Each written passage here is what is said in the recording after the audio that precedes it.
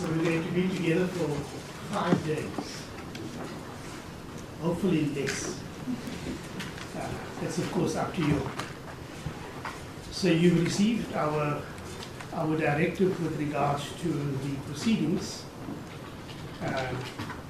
We will perhaps at this stage just do the formal introductions, and then we'll talk about the procedural issues, and then we can begin.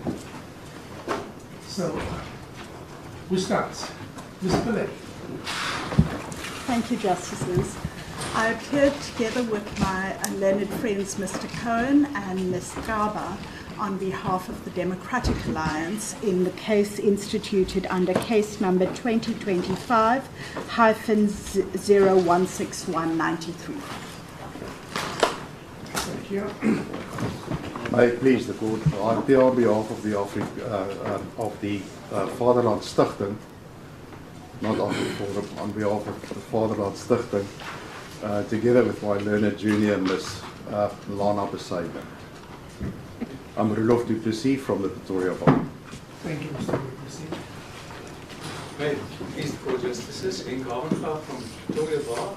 I appear for the first applicant in the AfriForum case with my learned junior, Mr. Lane. Thank you. May it please the court and lovely ladies, I appear for the second applicant in the AfriForum matter, as IRR legal, together with my junior who I've been separated from, Mr. Karawai, who is behind us. Just for protocol, since you've raised the Lord and Lordships, I prefer to just be referred to as judge, and I'm sure my sisters equally. So let's just debunk this Lord and Ladyship once and for all, please. Judge Saldana, Judge Slingers and Judge Humphrey Lockwood, I, Anton Katz, I appear together with Ms. Davis on behalf of the first respondent in the DA case and the second respondent in the other two cases that the Minister of Public Works and Infrastructure. Good, thank you. May it please the court, judges, I appear for the President in all three matters, together with my learned friend, Ms. McCarthy. Thank you. Judges, I appear on behalf of the third and the fourth respondents. My name is Philip Mukwena, together with my learned colleagues, Ms. Raja and myself, in the AfriForum matter. May May I just ask for your apology? Certainly. I think I didn't state my name. Yes. No, for my name. Thank you. As you can please. Good morning, Justices. I'm Kate Hoffmeyer. I appear for the 3rd to 7th, 11th and 13th respondents, which we broadly refer to as the legislature respondents in the DA case. And I appear together with my learned friends, Ms. Zikalala, Ms. Chezi Buthelezi and Mr. Kwabe. Where are they sitting? Next to me. Next to you. Thank you. May I please report, my name is Taban Masuru. I appear together with Mr. Useni and Ms. Nyati for the Minister of Land Reform in all cases. Thank you. Justices, Temba Kisidagi, I appear for the amicus Zavalaza Pathways Institute, which has been committed in all the matters. Thank you. I appear together with Ms. Kusakwe, who is here behind me. Behind you. Yes, she's here. Justices, I appear for SPOC, the Society for Protection of Constitution. My name is Thijs Strijdom, and I appear together with Mr. Slabbert, and we appear in the cases of Fatherland Stichting and also in AfriForum as an amicus curiae. Thank you. May it please the court, my name is Professor Nekasi Walto. I appear on behalf of the Economic Freedom Fighters in all three applications. I do so with my learned junior, Ms. Jade Naidu, on the instructions of England Slabbert. As a court, please. Thank you. May it please the court, I appear on behalf of the Root Law Project in the AfriForum matter along with my learned junior, Mr. Karamazani. My name is Mark Abraham of Johannesburg. Thank you. May it please the court, My name is Kiamukhatsu Chibakale. I'm led by Michael Bishop, who unfortunately can't be here today. We appear for the Association for Rural Advancement. It's an amicus in the AfriForum matter. Is Mr. Bishop just not here today? I believe for the whole week. Good, thank you. Please come forward. Are you the emperor? Yes. Yes. Why are you standing at the back? Find space in the front. You couldn't find a space in the front. No, that's not. But I understand that. I'm fine. As it is, Honourable Justices, I'm Emperor Tim II Machola. I am the Royal Emperor of Abatem tribe. I appear as an amicus on the matter of the DA, self-represented. Thank you, Emperor. So there's enough place for you to sit closer to the proceedings. Can't have you standing at the back, that's just not appropriate.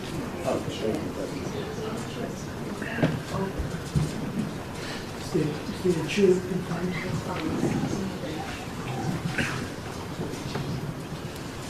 Is it everybody? Who will be left out? Good. So everybody's on the record. Let's talk about any procedural issues. The first is there any opposed application for condemnation that we need to deal with during the course of the proceedings? I assume that no one is opposing condemnation of the filing of any applications, heads of argument. All of that is now, it's accepted and it's before us. Is there anybody who feels strongly about lateness of documents? Good. So we'll proceed on the basis that all the papers that are presently before us are before us. And at the same time, we just want to thank all of you for those who provided us with your authorities bundle. It's been helpful. Thank you for doing that. And then there's one outstanding application, it is still outstanding, and that relates to a strike-off application in respect of the AfriForum and the EFF. Has that been resolved? Judge, no, that application was finalized in March. It's no longer alive, so it's not before. Just that it arose in correspondence. It arose in correspondence. Yeah, recently. I can tell you shortly what it's all about, but it's neither here nor there. Very well. Thank you very much, Mr. Alanga. Good. Mr. Kasibota, you confirm that? We confirm that, Your Lordship. No, Lord. Judge. Thank you. My sincere apologies. We'll obviously then take it that the opposition by the EFF in the forum matters before court, and what is left is to deal with the merits thereof. If that's the understanding, Mr. Wenger, that's the understanding. It is so. They did not file an answering affidavit, but the affidavit that they wanted to use as an answering affidavit is in any event in the father of starting application, so it is all before you, so we're here to argue the merits. Very well, thank you. Good. Any other procedural issues that have arisen from the papers other than the condemnation and the striking? And so we made a proposal with regards to how the argument should take place and the time allocations. Now, we've given you a time allocation, and we're mindful of how complex the issues are. And so we're not going to simply just cut you short, because sometimes you are dealing with fairly complex issues. And so if you use the time that we've given you as a guideline, but mindful of the fact that we've only got 5 days. And then, of course, in your first few minutes, you will address the court. We will not interrupt. We will listen politely to you, and then afterwards there may be an exchange. Is there anybody who feels very unhappy about that proposal? It's the only time we're going to be democratic about this. Judge, may I just ask, just from my client's perspective, we haven't filed heads of argument, and the court will know that we are abiding the decision of the court. and that we filed an explanatory affidavit, and that Ms. Davis and I are here to assist the court in any issue that the court might need assistance from, being the minister who might be called the expropriating authority. The one question that does strike me up front that might be helpful to the court is if I indicated to the court our attitude, and you could save a lot of time and a lot of slop and try, as that term goes, and that is the question of jurisdiction. My client unequivocally consents to the jurisdiction of this court, and he had thought that it wasn't an issue because he had filed an affidavit, he didn't take the point. He would have had various submissions, which I can make whether the court would be interested in the submission. But when it comes to the question of, for example, the challenge to legislation, all courts in the country have jurisdiction, number one. Number two... Mr. Katz, you're not going to argue. No, I'm just making the consent point. Yes. I'm just offering the court. And one of the reasons that it's come at this late hour is because of the submission that I would have made were to have been read. But he consents, and we would have thought that should have been as it is. Thank you, Mr. Katz. Ms. Hoffman. Justice, if I may be permitted to respond to Mr. Katz, because my clients, the legislatures, take four squarely jurisdictional issues in this case. This is the first indication this court has received that a minister of this government consents to the jurisdiction of this court. My submissions are going to be, it cannot be done from the bar, it must be done on affidavit, and I'm going to make further submissions about why just that consent from a minister, if we get it, and when we get it, we will consider both its scope and the explanation for why it hasn't come in the 11 months since jurisdiction was taken by the legislatures in this case. 11 months since we took the point, and more than a month and a half since we squarely raised all of the difficulties with jurisdiction in our heads of argument. If that affidavit is to come, then it is the legislature's position that we will consider it, and we will consider its scope and whether it can fairly be taken into account by this court for, remember, the two different causes of action that the DA persists in this case, both a mandates case and a Section 19 case. And once we've done that, Justices, we will seek leave to then make submissions about the proper position at law of a consent of that nature. We will argue that it is insufficient to vest this court with jurisdiction if it does not have a traditional ground of jurisdiction otherwise. So when my learned friend says he can short shrift this case by consenting... I don't want you to argue it at this stage. Thank you. Those are our positions. We've heard the position. Thank Mr. Katz, you are... you heard what Ms. Hoffman is. There's one qualification to my consent. It applies to the DA's Section 19 point, not the mandates. My client's got no remit as far as the mandates challenged by the DA or any other. So we consent to everything other than the mandates challenge. We don't take issue with the jurisdiction for mandates, but it's not for my client to take or not to take that. Noted. Thank you. Are there any other concessions that anybody wants to make at this stage? If not, let's proceed.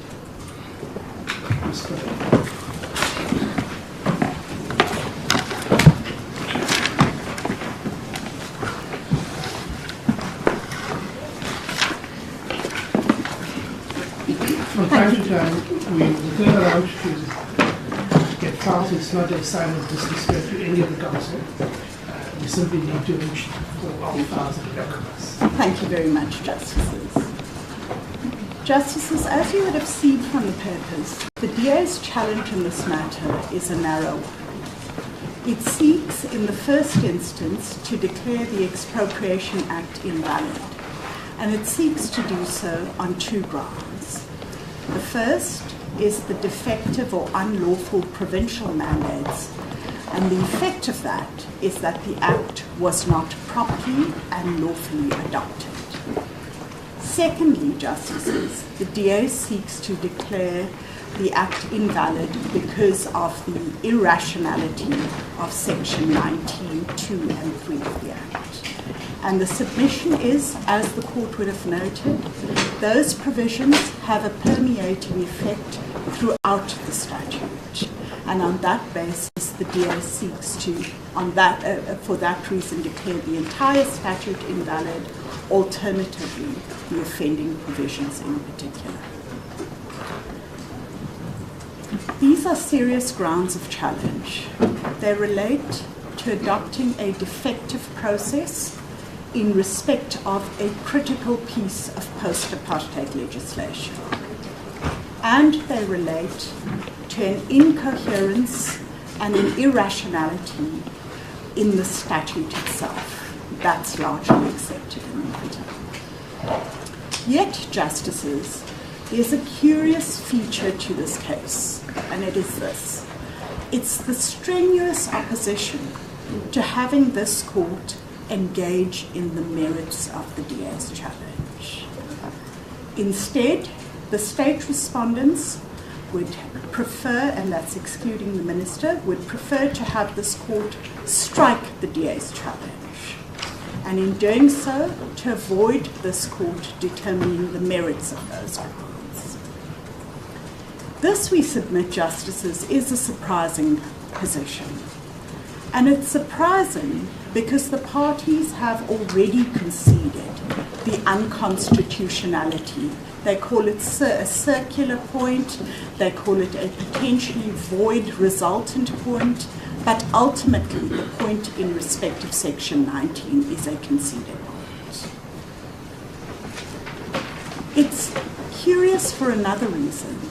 The DA brought this challenge in February of 2025. Answering affidavits were filed in or about September 2025. It was accepted in those answering affidavits that there's an incoherence in Section 19 when read with Section 8 of the Act. Yet, there's been no steps that have been taken to cure that defect. And so it remains very much a live issue before this court. Yet the arguments you will hear from the state respondents is that it ought not to be determined. They've taken a number of points, preliminary points, in respect of, for instance, the DA's failure to challenge subsequent processes, an unreasonable delay by the DA in bringing this challenge. They call it an abusive process. They call it opportunism. And they say there's an issue with an abstract challenge and ripeness. Thankfully, many of those preliminary grounds of challenge are not being persisted with. But what the court is left with is a challenge to jurisdiction. This, Justices, the legislature refers to as its killer point that poses an insurmountable hurdle to the merits of the matter being heard by this court. We disagree. Justices, you will note from the papers that have been filed that the issue of jurisdiction is dealt with in the founding affidavit. And amongst certain things, the DA makes clear that it brings this application by asserting standing on 3 grounds: own interest, members' interest, and public interest. It's also made clear that the grounds of challenge have a permeating effect throughout the Section 19 challenge has a permeating effect throughout the statute. The DA has also alleged that the matter concerns the NCOP, which sits in Cape Town. It said that the Act is of national application, and so the causes of action regarding Section 19 also arise within the territorial jurisdiction of this court. And it has said that the Minister has an office in Cape Town. Justices, you will find those allegations at paragraph 89, 002-31 of the papers. And you will also see at paragraph 91.3 of its founding affidavit that the DA has said that the relief sought is of general and prospective import, as it will impact on all expropriations going forward.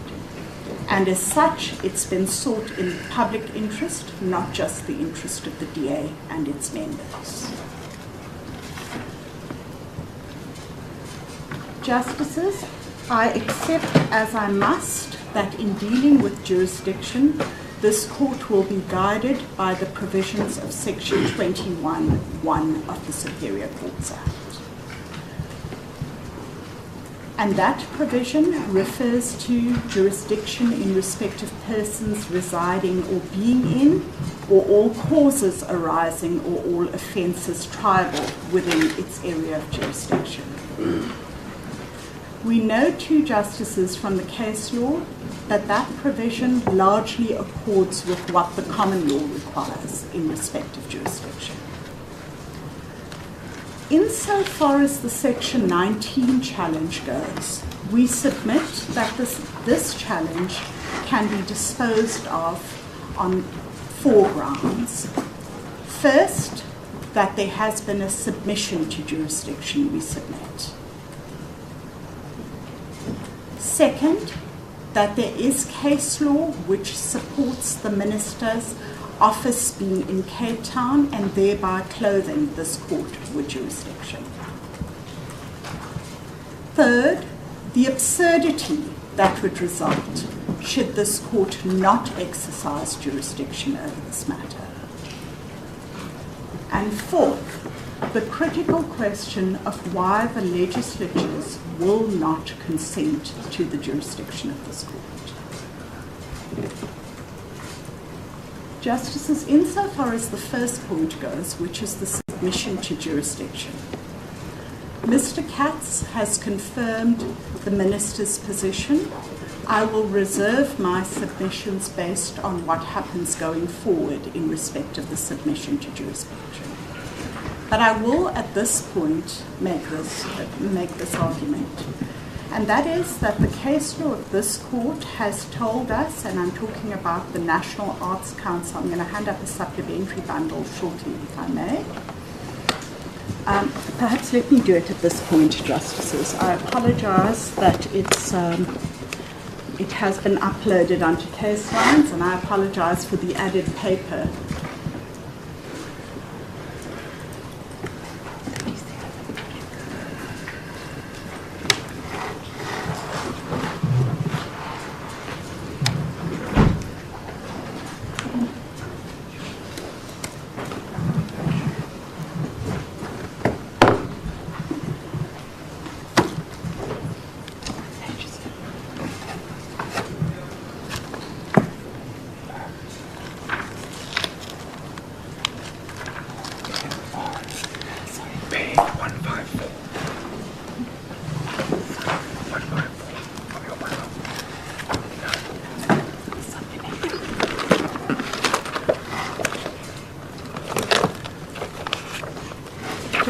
If I can ask you to turn to, of the supplementary bundle, thank you, at page 154.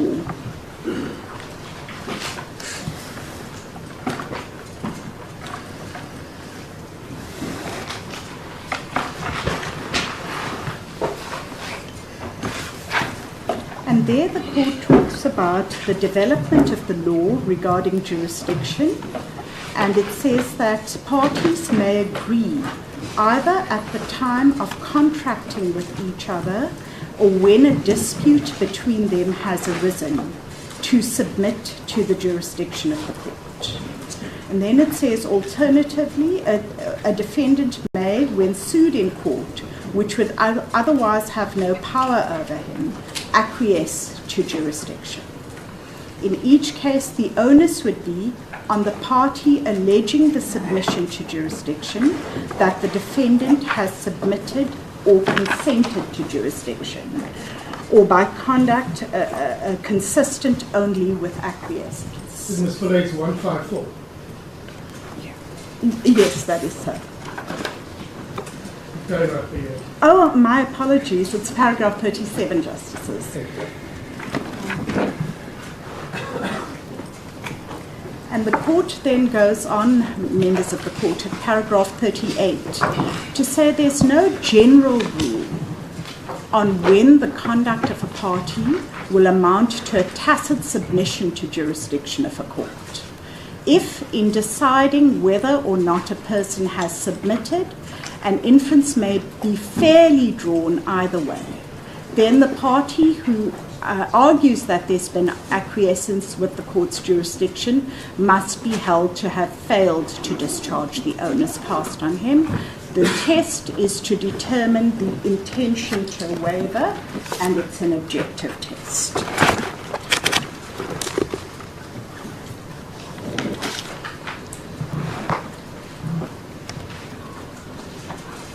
Secondly, this court will note from the judgment of the SCA in the Perso matter. That also appears in the supplementary bundle, and it's at paragraph 22 of that judgment. I'm going to give you the page reference in a moment.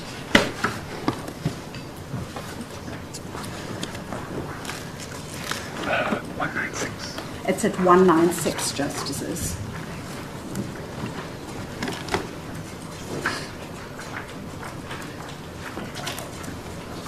And if the court would turn through to paragraph 22, where it says, where again it reiterates the issue of consent on the facts of that matter. And the SCA says there that in that matter, I'm reading about 3 or 4 lines down. He participated fully in the proceedings, and having failed in his defence, he cannot be heard to say that he participated so as to protect his assets in the UK. A defendant who raises no objection to a court's jurisdiction and asks it to dismiss it on the merits, a claim brought against him, is invoking the jurisdiction of that court, just as surely as the plaintiff has invoked it when it instituted the claim. Such a defendant does so in order to defeat the plaintiff's claim in a way which will be decisive and render him immune from any subsequent attempt to assert the claim. And thirdly, Justices, you need not go there, but if the court would have regard to the Bliss-Brands judgment, which appears as the first judgment in the supplementary bundle, and at paragraph 20 in particular, where the Constitutional Court deals with the issue of submission to jurisdiction. That's page 12. And that's at page 12 of the supplementary bundle.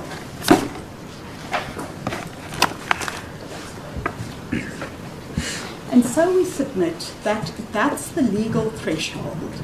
If we're able to demonstrate to the court that on the facts that legal threshold has been met, then we submit that that's dispositive of the question of jurisdiction in relation to the Section 19 charge. And so let's then turn first to the Minister's explanatory affidavit.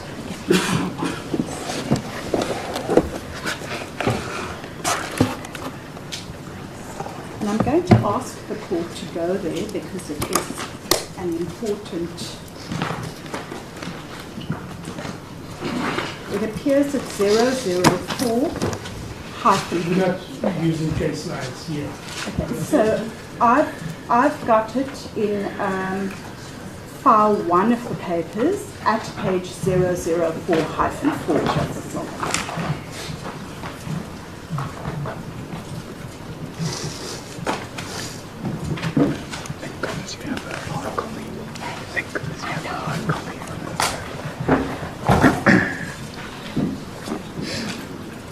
Page number? 004 hyphen 4.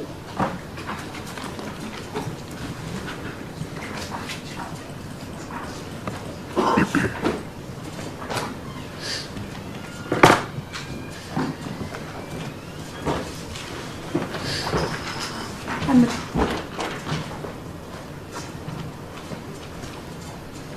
the court will see at paragraph 2, the Minister says, I have read, perhaps to start before that, he says he's the first respondent in the DA's application and the second respondent in AfriForum and Fatherland Stickland applications.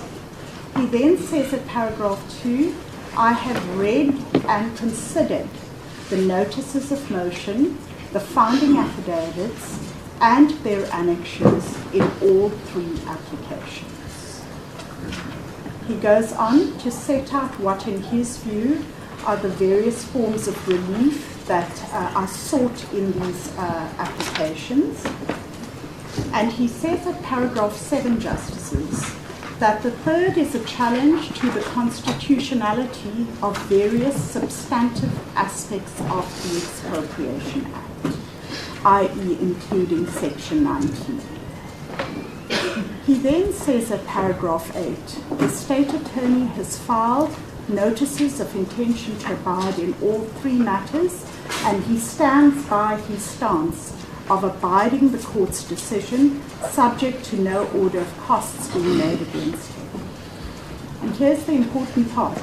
He says, I depose to this affidavit explaining my stance in respect of the three applications, and on a high level, the appropriate remedy I submit will be just and equitable were this court to uphold any part of the challenges. If appropriate, I will file heads of argument. He then goes on, Justices, at paragraph 10, and he says this affidavit is made in order to comply with my duty to assist the court to the extent that I can, and in relation to the potential consequences of any order this court may make. And he says, I will also attempt to assist the court in written and oral submissions after the pleadings have closed and all the different averments have been made. He makes clear he takes no position in respect of the parliamentary processes,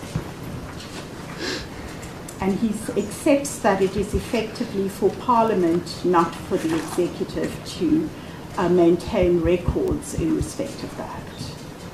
Then, Justices, over the page at paragraph 16, he says, were the court to uphold any of the substantive constitutional challenges, I submit that it would be just and equitable for the declaration of invalidity to be suspended. And he says an interim reading in may be ordered, and he submits that any of the constitutional challenges, if they are to succeed, that might be an appropriate thing, and he may make submissions in that regard. And then there's a third feature to his affidavit, and that is his acceptance of the need for this matter to be determined. He says at paragraph 20, any interim reading in will depend on further evidence that will be presented. And he says the reason for my proposal for a suspension is that as a general proposition, the power to expropriate is necessary for economic growth and development. And he gives some examples in that regard. And in line with that, he refers at paragraph 27 to the fact that the 1975 Act was currently governs matters. He refers to what the Constitution requires, and he speaks at paragraph 29 to a misalignment of the 1975 Act with the Constitution.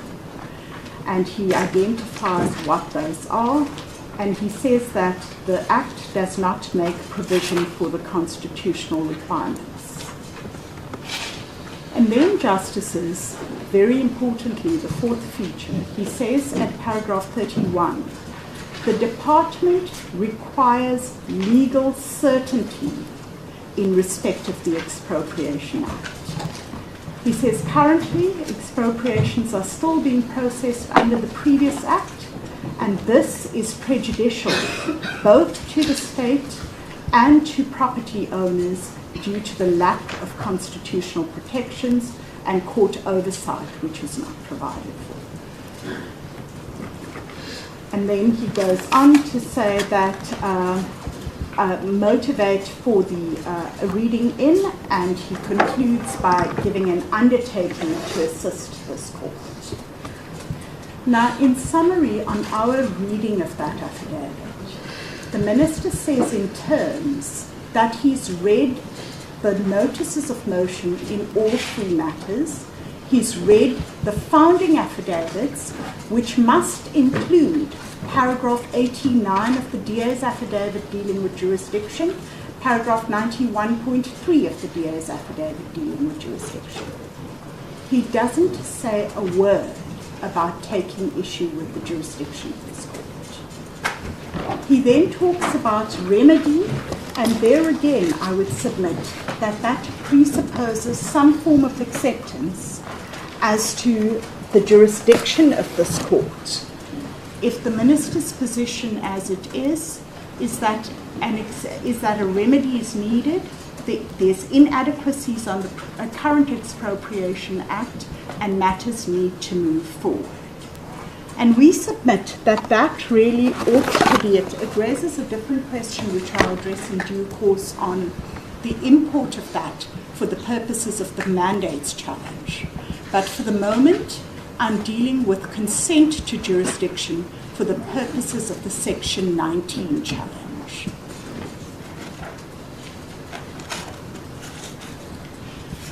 Then, Justices, the President's affidavit, which was filed on the 29th of August, he again engages with the merits of the matter and the issue of remedy. Importantly, the President took no issue with the jurisdiction of this court in relation to the Section 19 challenge.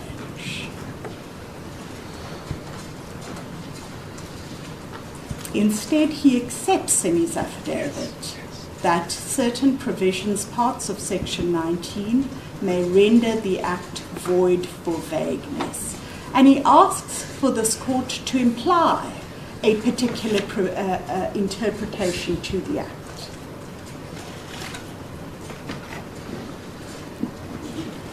But the President's position stands in contrast to the position that has been taken by the NCOP in this matter. And Justices, I must say up front, there appears to have been some misunderstanding on the pleadings as to the DA's case as pleaded. And let me make this clear. The DA's case consists of two primary challenges. Its mandates and its Section 19. There's no question that as is suggested, that the Section 19 challenge is a tag-along challenge. It's not. It's a self-standing challenge, and it's an important one. Notwithstanding that the notice of motion refers to it as an alternative challenge. That's an important question, Justice Slingers. Let me go there for a moment.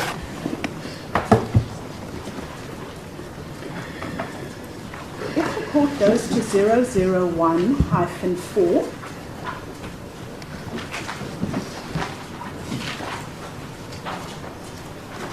And it says that the following mandates are to be declared invalid. That's prayer 1. Then importantly, Justice Slingers, prayer 2, the Act in its entirety, the Act is to be declared inconsistent with the Constitution and invalid. And then there's the challenge to the rules, and then prayer 4, alternatively to the relief sought in 1 to 3, the specific target is sections 19, 2, 3, and 4. And so the submission is the declaration of invalidity in relation to prayer 2 serves a dual purpose. It gives rise to invalidity arising from the mandates challenge, and it gives rise to invalidity arising from the Section 19 challenge. And if the court is to go to the pleaded case on this, Justices, it's at 002-21.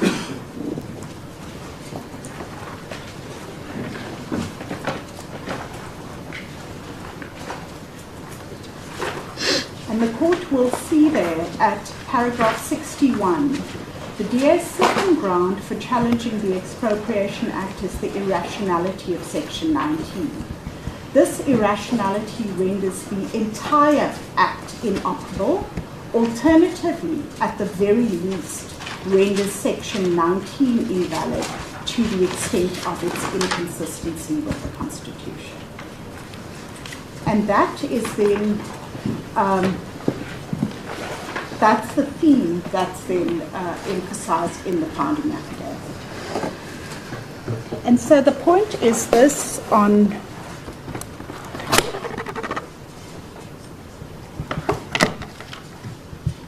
the Section 19 challenge is that it serves on both grounds, and I will in due course address the court as to what the import of that is. Now, importantly, the court will note that the minister took no issue with jurisdiction in respect of the Section 19 challenge. The NA and the NCOP filed their affidavits after the minister's affidavit. And one can pick around different sentences and different words in those affidavits, but I would submit to the court that on a proper reading of it, the framing of the legislature's case on the issue of jurisdiction is that jurisdiction squarely arises on the mandates point. And there's an argument about exclusive jurisdiction, and there's an argument about territorial jurisdiction.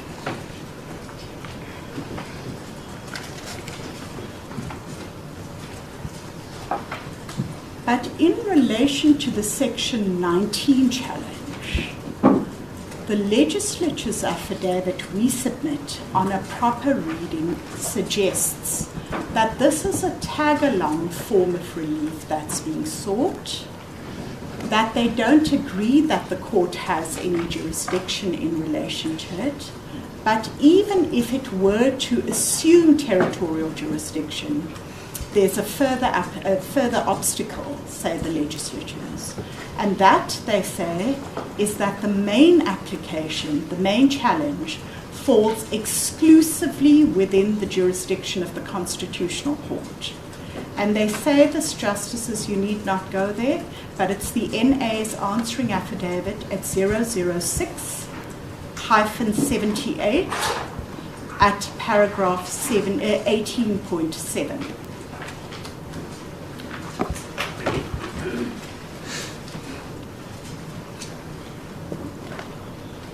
And the court will also have regard to paragraph 18.1. Paragraph 18 in its entirety is an important point.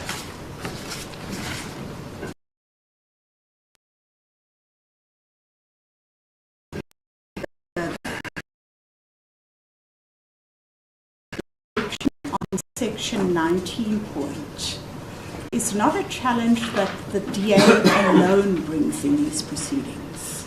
It's a challenge that AfriForum also brings. And this court will note that on the AfriForum matter, that application was in fact instituted out of Pretoria. And that challenge was then transferred by agreement between the parties. Those parties included the National Assembly and the NCOP, both of which are respondents in the AfriForum challenge.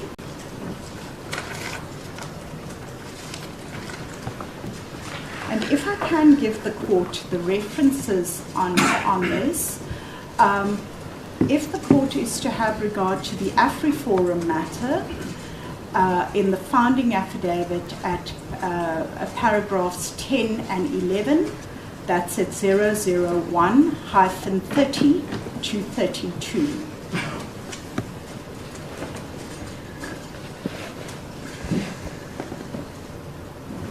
And I point out at in its notice of motion, which appears at 001-6, there's the target of the challenge being Section 19 as well.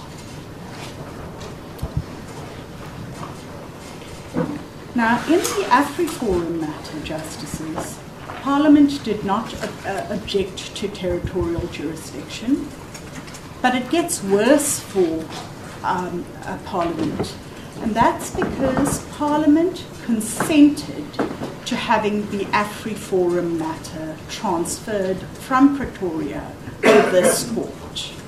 And the court would have seen that order in the AfriForum matter, which was taken by agreement between the parties. It appears in the AfriForum bundle, I think it's 024-1.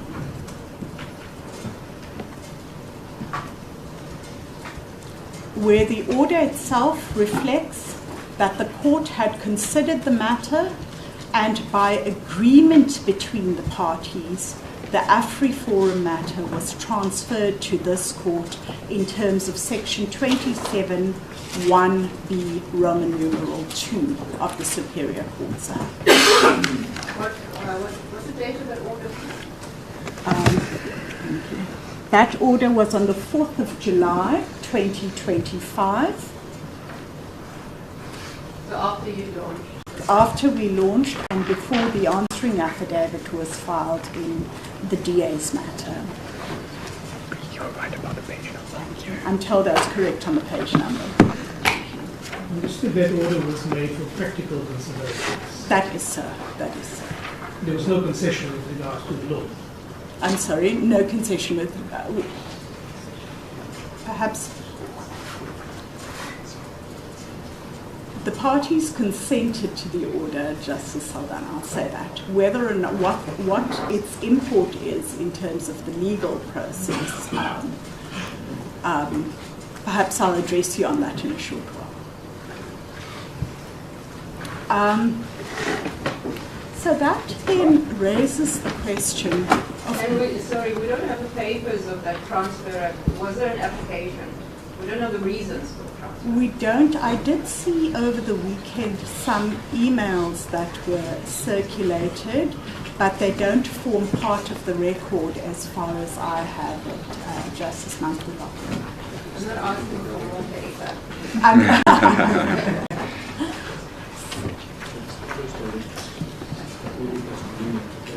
Thank you. My apologies.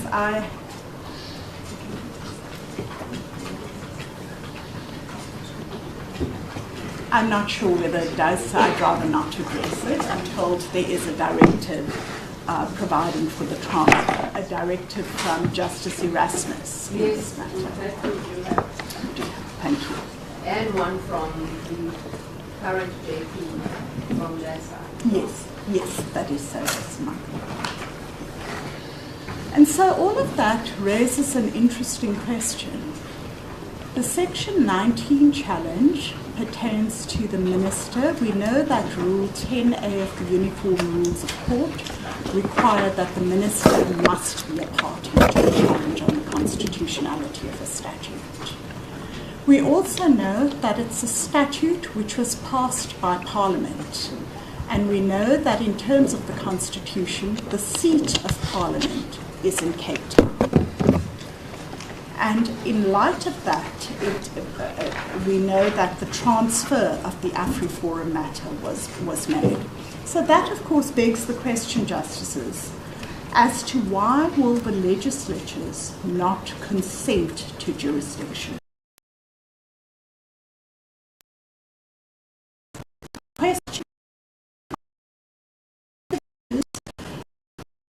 Question for the purposes of the rationale for jurisdiction.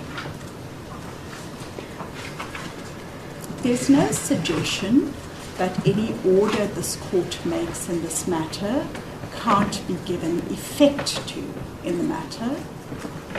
But perhaps it also gets worse, and that is, as we know, any order that this court makes striking down Section 19 is subject to confirmation by the Constitutional Court. So there's no question of immediate effectiveness of the order that arises at this stage.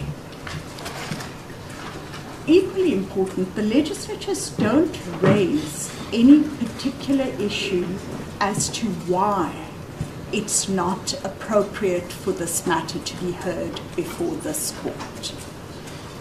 The court has referred to a number of legal principles and issues around killer points and importance and all of that, but what is the actual target or reason for not consenting? And we... Do they need to consent if, as you say, this court has jurisdiction? Consent would only be necessary if that is so, Justice Slingers, and I'm addressing the court on the basis that it is a relevant factor if the court doesn't if this court finds that my primary submission, that it does have jurisdiction, hasn't actually been met. And this is still pertaining to the Section 19 challenge? Pertaining to the Section 19 challenge. Justices, you need not go there, but in the supplementary bundle, we have included the Nguza case, which is an SCA authority, it's a judgment by Justice Cameron. I think our learned friends also referred to it in their heads of argument, where he speaks about the technicalities of legal proceedings and how it may unduly complicate the attainment of justice. I accept the facts are different, justices, but the principle as to what the import is of a challenge on this basis, I submit it's important. Justices, doesn't it work both ways? I'm sorry? Doesn't it work both ways? Some of the respondents have said Section 19, the problem there is the technicality. I'll address the court on the question of technicalities. Just raise technicalities that yes. Says those defeat. That's it. I would submit, with respect, Justice Saldana, Justice Cameron talks about technicalities where it impedes the operation, the administration of justice. The DA's complaint here is a different one, and that is where Section 19 actually has a substantive import. And the substantive import is it cuts across. So I'd submit a procedural technicality is very different from a substantive technicality. I don't concede it's a technicality. I'll address the court on that in due course. But can jurisdiction be said to be a technicality? Isn't it also of substance? Well, one looks at the point I make, Justice Slingers, is this: when one's dealing with jurisdiction, of course, there are bounds within which the court must exercise its powers. The primary question is whether the DA brings itself within those bounds or not. If the court finds that it hasn't, then of course it means that the question of jurisdiction must succeed in favour of the provincial legislatures. The point I'm making now is a slightly different one, and that is there's this great opposition to jurisdiction.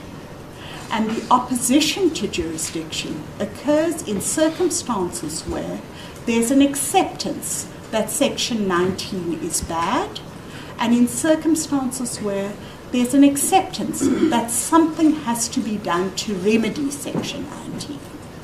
And in circumstances where the AfriForum matter on Section 19 is being heard in this court without jurisdiction having been taken as a point. And against that backdrop, I've raised the question of consent to jurisdiction. Justices, let me then move on to the second point in respect of jurisdiction, and that's the question of the Minister's office and how and where that finds jurisdiction. Now, our learned friends refer this court to the Patterson judgment in their heads of argument, and it appears in the supplementary bundle of authorities. And they say that Patterson ought to guide this court in determining the jurisdiction question. It's not that 100. Page 100 starts at page 100. It starts at page 100 in the supplementary bundle. And the submission to the court is that Patterson was determined by the Appellate Division in 1984. It was determined under the South African Constitution of 1961 and the South African Constitution of 1961 said that the seat of the government of the Republic is in Pretoria. That puts it in a very different position from what the current state of affairs is here. As the court knows, there is no equivalent provision as to the seat of government under the 1996 Constitution. And so we submit that pre-constitutional case law cannot assist this court with the issues that are presented now. But there is, however, a more recent case, which is a case from this division. It's the Johnson case. And it's a case from Justice Yekiso in this division in 2014. Our learned friends for the legislatures correctly point out that the DA didn't rely on this case or didn't identify it in its heads of argument. But let me deal with it, Justices. It appears in the supplementary bundle at page 78. And I will draw the court's attention to paragraphs 29, 33, 34, and 35. And at paragraph 29, Justice Yekiso says, the National Executive, as all of us have come to know, has two principal places of business, one in Tshwane and one in Cape Town. And then he goes on to say,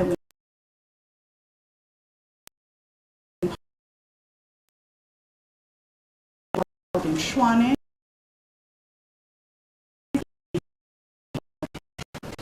he also then goes on to refer to Estate Agents Board versus LEC at paragraph 33. And he refers to it in the context of saying, after all, that was the court immediately at hand and easily accessible to the applicant there, and to which he would naturally turn for aid in seeking to have a diminution in his legal capacity or personality remedied. The court referred to the National Arts Council case at paragraph 34, and importantly at paragraph 35, he says that convenience and common, in my view, as Trollop AJ observed in LEC, convenience and common sense are valid considerations in determining that this court has the jurisdiction to adjudicate on the relief sought. I am thus not persuaded that this court lacks jurisdiction purely on the basis that the National Executive has its principal offices in Tshwane. In any event, the respondents have admitted in the pleadings that it does have a principal place of business in Cape Town. Now, I accept in this matter there is no admission, or the DA has not alleged that it is a principal place of business in Cape Town. The DA said it's an office in Cape Town. Now, our learned friends for the legislatures are critical of the judgment in Johnson. And they say there are various difficulties with it. The first of which is they say it doesn't cite any authority for the notion that the National Executive has two places of business, which proposition conflicts with the case law they have cited. And to that, Justices, we've looked long and hard at the case law that the legislatures have referred to. It's Justice Rogers' judgment in the Mfowethu investments matter. It's the Lebeowitz judgment. It's Gulf Oil and it's Bison Ball. But of course, all of those judgments deal with commercial matters. None of those judgments deal with public law, and nor do they deal with, and for that reason we submit there's no inconsistency between the Johnson judgment and those judgments. Secondly, our learned friends say that The statement that there are two principal places of business was obiter and unnecessary in Justice Yakiso's judgment. We submit otherwise, and we submit that on a careful reading of paragraphs 27 read with paragraph 39, there's no basis on which to say that was obiter. Thirdly, they say it was a pleadings issue in Johnson, and it was admitted on the pleadings. But we submit that that wasn't dispositive when one has regard to the judgment, and the court will again have careful regard to paragraph 35 and what Justice Yakiso says there. So for all of those reasons, on the point of the Minister's office, we submit that this court ought to follow the judgment in Johnson. It's also not without significance, members of the court, that that judgment went up on appeal to the Constitutional Court, and the Constitutional Court itself raised no issue about jurisdiction in that matter. Members of the court, there's then the last leg on the Section 19 jurisdiction point, and that is the absurdity of it all. And we submit that this has determined many cases involving the constitutionality of a statute. And it's done so over a long period of time, and we have certainly not been able to find any authority from the Constitutional Court where findings of invalidity have gone up for confirmation or where there's been any appeals to suggest that this court doesn't have the jurisdiction to deal with a constitutional challenge squarely. There have also been cases where abstract challenges have been brought. And so too, we've not found any authority that says that this court doesn't have the jurisdiction to deal with an abstract challenge. The second absurdity of it, we submit, arises from the confusion of issues of jurisdiction with issues of abstract challenges. Those are two separate points, and we know from the case law that an issue of an abstract challenge places a higher threshold on a litigant. But of course, an abstract challenge isn't a criteria for jurisdiction in that way.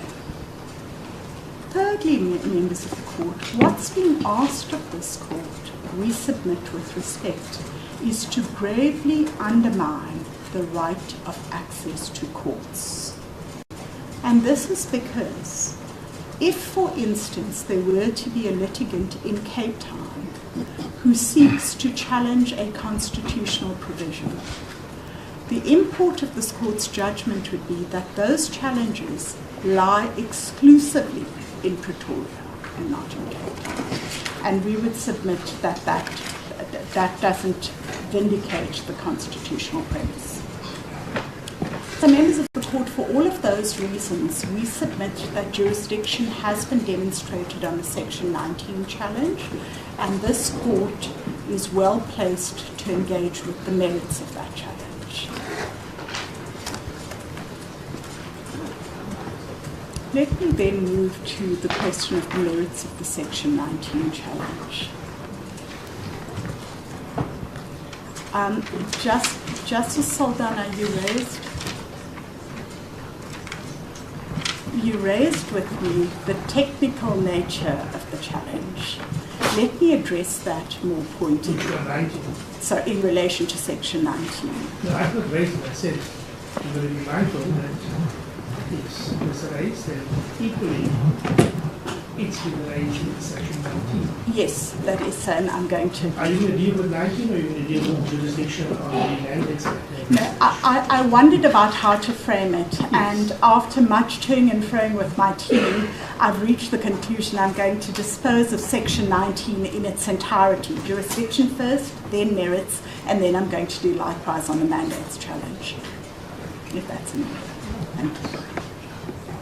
So you complete the Section 19 and then afterwards you will deal with the mandates challenge. That is so. Also an issue of jurisdiction. Also an issue of jurisdiction, but on two grounds, territoriality and exclusive jurisdiction. Yes.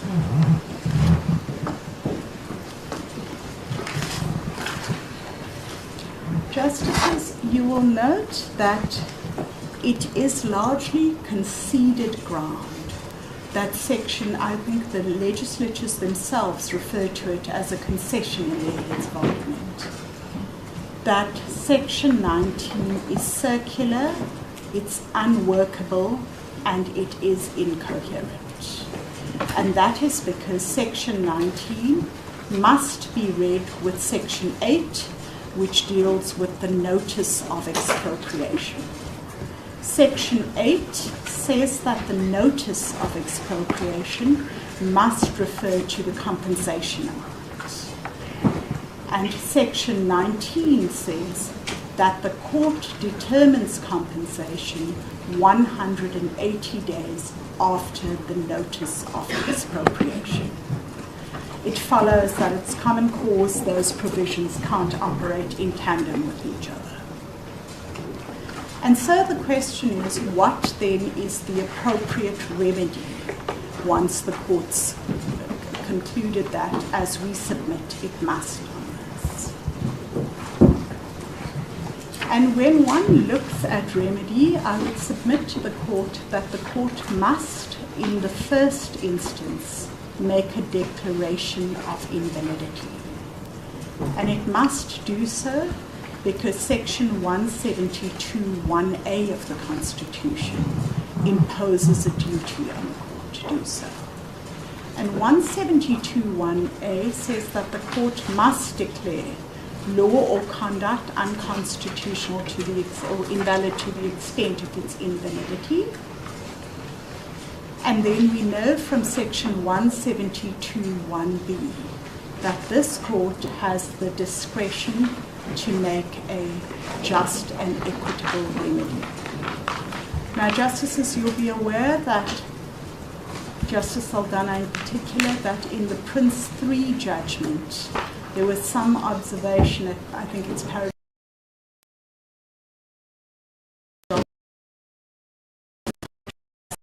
jurisdiction, because a high court's finding of invalidity is subject to confirmation by the Constitutional Court. We do, however, note that there's a long line of cases, both predating Prince 3 and post-dating Prince 3, where the issue of the just and equitable remedy has arisen in the High Court. We submit it may be a question for this court to determine whether it makes an order in terms in light of Prince 3, or whether this court simply frames in its judgment what it would have considered to have been a just and equitable remedy. And on balance, it may be, in light of the jurisprudence in Spillhouse, which we've referred to here, and the Jordan case, where the appellate courts say that a high court must determine all of the issues before it. It may be that this court determines the just and equitable remedy, or perhaps expresses its views on a just and equitable remedy in its judgment, without making a hard and fast order on that score.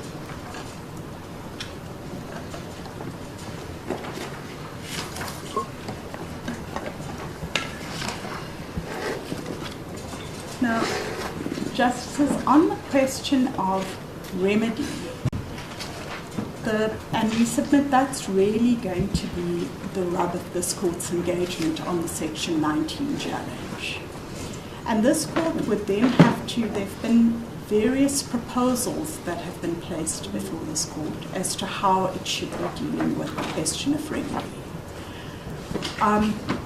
The question that arises is whether a reading in remedy is appropriate at all. And we raise this question not facetiously, but because we know from the case law that when the Constitutional Court has engaged on questions of remedy and reading in, interim reading in remedies, for instance, it's been in cases where it has been necessary in order to do justice between the parties. It is necessary to give effective relief to those litigants who come before the court. But where that becomes difficult in this matter is this court is dealing with a statute that has not yet come into operation. And it's common cause that the challenge as brought is an abstract one. And so the question that properly arises is whether reading in at all is appropriate. There's no lacuna in the legislative framework.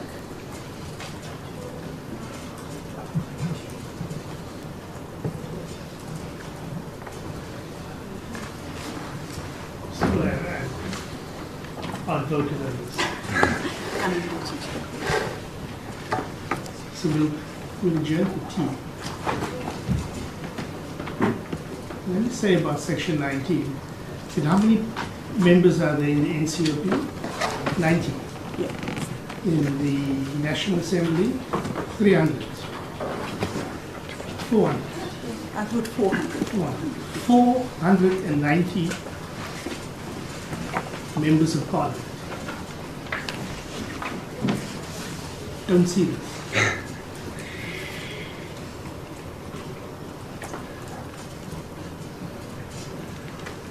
$490 plus, no doubt, with exceptional legal advisors. Don't see this. And it's better than it's to come to a court to actually deal with what is clearly an omission on the part of 490 people. That note we left.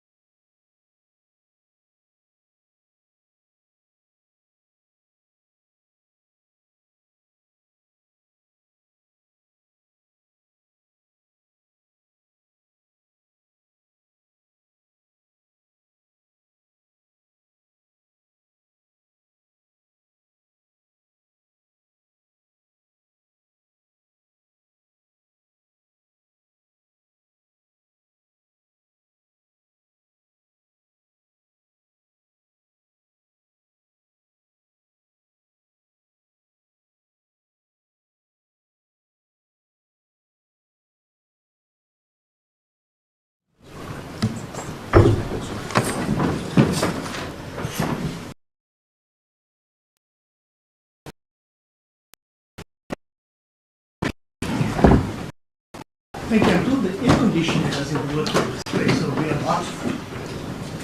So both doors just kept open. And if you need be, we can move the fan downstairs if you desperately want some cold air downstairs. Let us know. Thank you. If we see you fall asleep in Thank you, Mr. Thank you very much. Justices, I had started before the tea adjournment my brief submissions on remedy in relation to the reading in. I'm going to now move on to setting out what the principles are before I deal with the question of the application of those principles. Principle 1, members of the court, on a reading in remedy, is that the order must vindicate the rule of law and thereby ensure that there's sufficient precision and no vagueness in any order that this court writes. And this court will be guided on this principle when it has regard to the Corruption Watch judgment, which is in the DA's main bundle of authorities. It appears at page 304. You need not go there. But paragraph 68 of that judgment, where the Constitutional Court says there's no preordained consequence that must flow from a declaration of invalidity. The court may make an order that's just and equitable in terms of section 172(1)(b) of the Constitution. And the operative word any is as wide as it sounds. Wide though its jurisdiction may be, it is not unbridled. It is bounded by the very two factors stipulated in the section, justice and equity. And the court has laid down certain principles in charting the path on the exercise of a discretion to determine the just and equitable remedy. Importantly for our purposes, the court goes on, what must be paramount in the relief that a court grants is the vindication of the rule of law.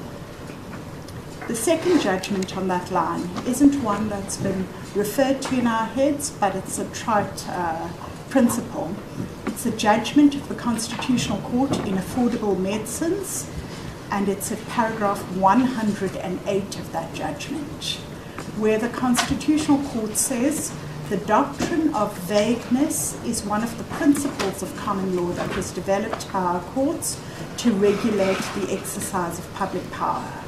As pointed out, it's now regulated by the Constitution, and the doctrine of vagueness is founded on the rule of law, which, as pointed out, is foundational to our constitutional democracy.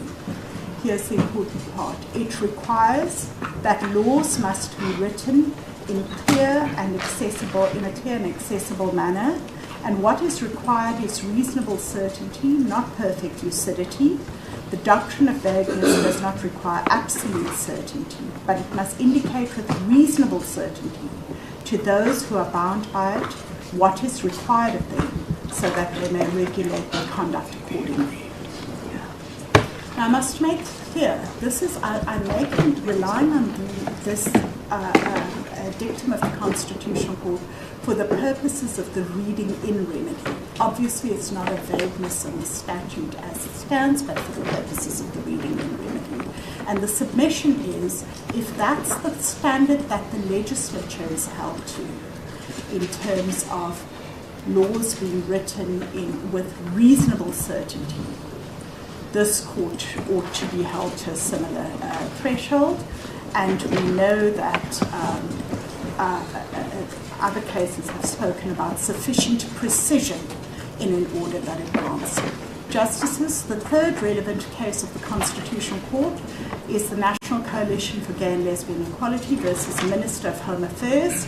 It appears at page 948 of our main bundle.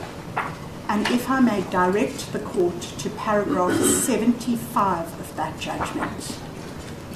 There the Constitutional Court said, in deciding to read words into a statute, a court should also bear in mind that it will not be appropriate to read words in unless in doing so it can define with sufficient precision how the state ought to be, as how the statute ought to be extended to comply with the Constitution.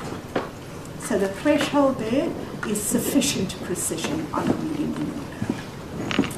Justices, the second principle is what I refer to as the Doward principle. The Doward judgment appears at page 326 of our main bundle of authorities. And if I may direct the court's attention to paragraph 63 and 64 of that judgment. I'm not going to read the whole thing, but in relevant part, the Constitutional Court said it's paragraph 63. It would be inappropriate for this court to seek to remedy the inconsistency in the legislation under review. The task of determining what guidance should be given to decision makers, and in particular the circumstances under which a permit may be justifiably refused, is primarily a task for the legislature and should be undertaken by it. I accept readily the subject in Doward was very different to the subject in respect of what this court's dealing with here, but I'll come to that in a moment. But importantly, the Constitutional Court went on to say there is a range of possibilities that the legislature may adopt to cure the unconstitutionality. And it went on to give examples of what those were. And then at 64 it said, whereas in the present case, a range of possibilities exist, and the court is able to afford appropriate interim relief to the affected persons, it will ordinarily be appropriate to leave the legislature to determine in the first instance how the unconstitutionality should be cured. And then with emphasis it said, this court should be slow to make those choices, which are primarily choices that are suitable for the legislature. And then the third guardrail was recognized by the Constitutional Court in the recent, I call it the EFF Palapala judgment. It appears in our bundle at page 470. And if I may direct the court's attention to paragraphs 161 and 162 of that judgment. And there the Chief Justice said, and I'm not dealing with the outcome in that matter, I'm dealing with the legal principle that ought to guide this court. And there the Chief Justice said, the entirety of this exercise would occur within the bounds of the impugned rule. The severance and reading in combination would involve, and she said, 1, no major textual surgery that would be fraught with complications, thereby making severance impracticable. Substitution of the NA's policy choices on a mechanism, save to exclude the impermissible, enduring prescriptions to the NA as to what it should insert into the mechanistic gap, if any. And here's the important part, any substantial interference with or augmentation of the architecture and scheme of that mechanism or its foundational definitions or thresholds. And so I would submit that those are the three guardrails that in this matter that we submit ought to guide this court in a reading in remedy. And that must be done against my primary submission, which is the Act hasn't come into operation yet. There's no lacuna in the law. There's no interim relief that is required to vindicate, to be vindicated in this matter. And in those circumstances, this court would ask whether a reading in remedy is competent or appropriate. Then let me go to the facts, Justices. It may appear at first blush that this is a relatively uncomplicated matter when it comes to remedy. But I would submit to the court that the affidavits that have been filed by the state respondents show something quite different. And I'm going to refer the court first to the NA's affidavit. And the court needn't go there, but it's paragraph 60. Sorry, 60, 61, and 73, please. And there the legislatures seek to delete reference to the word notice of expropriation in section 19, the relevant subs, and to have it refer to a written statement in terms of section 7(4)A Roman 3. So let me just mark that as that being proposal 1 that comes to this court from Parliament. And Parliament says that this inconsistency, it says, in section 19 arises from the fact that it erroneously did not make the necessary consequential amendments, and therefore the reference to notice of expropriation is incorrect. It says that in 006-94 at paragraph 60. Parliament then goes on to say the correct interpretation, and here's the important part, consistent with the NA's deliberations relating to section 19, relates to the point at which the dispute arises, and it's on delivery of the written statement by the disputing party in terms of section 7(4)A, not on delivery of the notice of expropriation. The NA then goes on to say that this interpretation is consistent with its deliberations and the legislative process which it has spoken to. It says that at paragraph 66 at page 006-96. And then it makes a detailed proposal on how the remedy should, on how the section should read at paragraph 72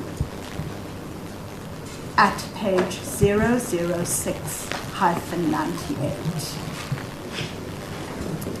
The important takeaway, Justices, is what's also said at paragraphs 73 and 74 of the NA's affidavit.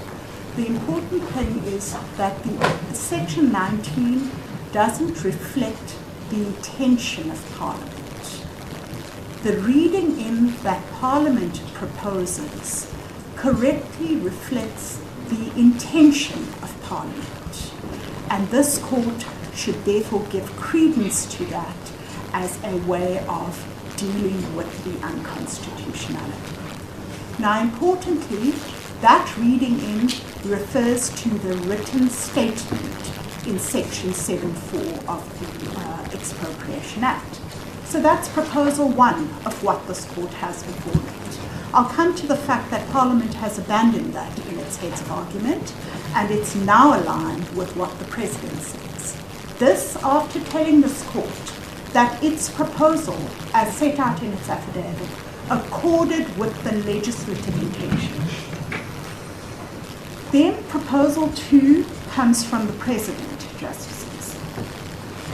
And he says that the court should delete the reference to the notice of expropriation in section 19, and instead it should refer to when the mediation envisaged in 19.1 is terminated without settling the issues, or where there's no mediation effective, the notice in section 7(4).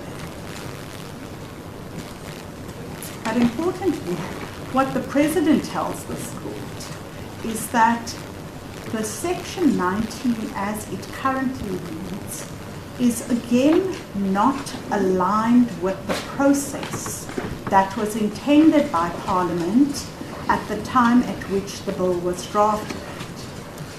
And it says that the intention of Parliament is apparent from other provisions. The court need not go there, but the reference is at 005-33, paragraphs 88 to 91. And then he goes on at paragraph 91 to say that sections 19, 2, 3, and 4 are not consistent with parliamentary intention and create a circular process. And then the important thing at what he says at paragraphs 96 and 97, which appears at 005-35. Because there he says that his proposed reading in accords with what was intended by the legislature and would give effect to the legislature's intention. So he gives one version for the reading in based on legislative intention, and Parliament gives another version based on legislative intention. And then we have yet a third version that's presented to this court by the Minister of Rural Affairs. And the Minister of Rural Affairs says that he, on the one hand, he aligns himself with the President's remedy, and he says this at 23-10 at paragraph 26. But in his heads of argument, he says that what it should be substituted with is the notice of intention to expropriate. So, 3 different versions as to how the reading in ought to apply.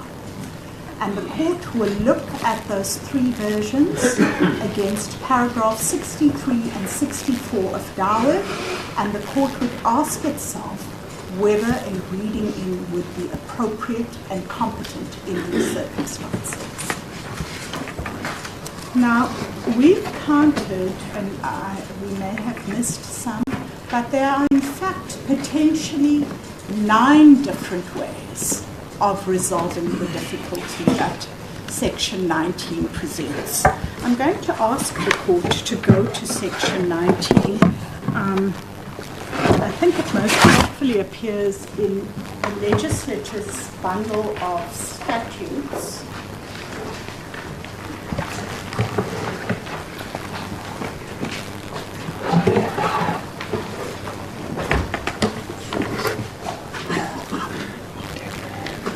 It appears at page 10 of that bundle.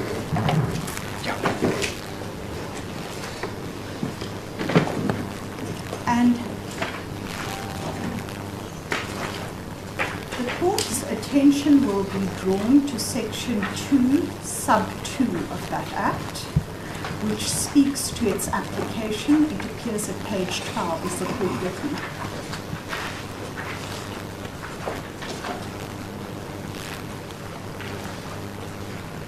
It says, subject to section 20, a power to expropriate a property may not be exercised unless the expropriating authority has without success attempted to reach agreement with the owner or holder of the right for the purposes of acquisition thereof on reasonable terms.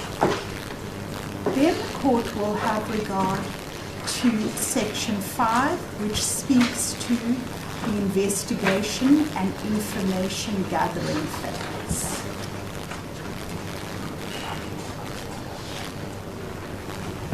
After that process, the court will know that there's a notice of intention to expropriate. And justices, that appears at section 7. And the court will see that notice says, if the expropriating authority intends to expropriate, it must serve a notice of intention to expropriate on the various persons. That's under 7.1a. And then it tells us in 7.2 what that notice of intention to expropriate must include. And in A, it must include a statement of the intention to expropriate. And in 2H, it must include an invitation to an affected person to lodge within 30 days after the publication of the notice any objections to the intended expropriation, submissions relating to the intended expropriation, and issues around postal addresses and the like. And then, members of the court, subsection E refers to an offer of compensation which the expropriating authority considers just and equitable, with an explanation of how the amount was arrived at together with supporting documents. So the important takeaway is on Rural Affairs' position, the Minister of Rural Affairs' position, is that 180-day time period in Section 19 starts running from the date of issue of this notice of intention to expropriate. On Parliament's initial position is that it starts running from the date on which there's a response to this notice. And there, Justices, you'll find it at 7.4a Roman 3. That's when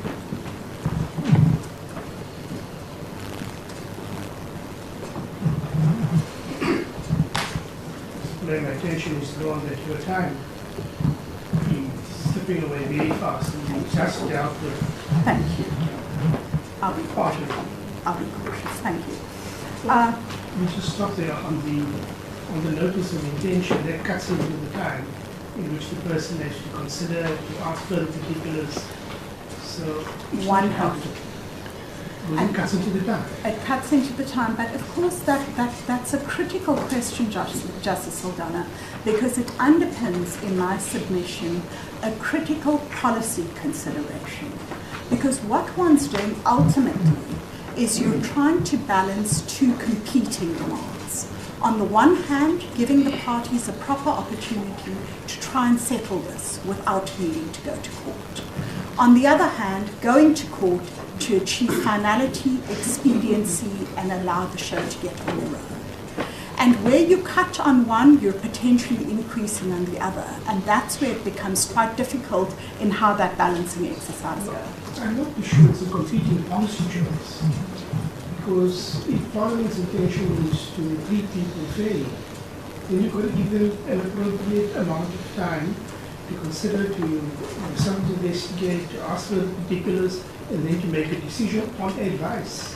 You can't cut into that time. Yes, I agree with that. I'm not too sure it's irreconcilable with a sense that people need to be given proper time to consider and then afterwards exercise their options.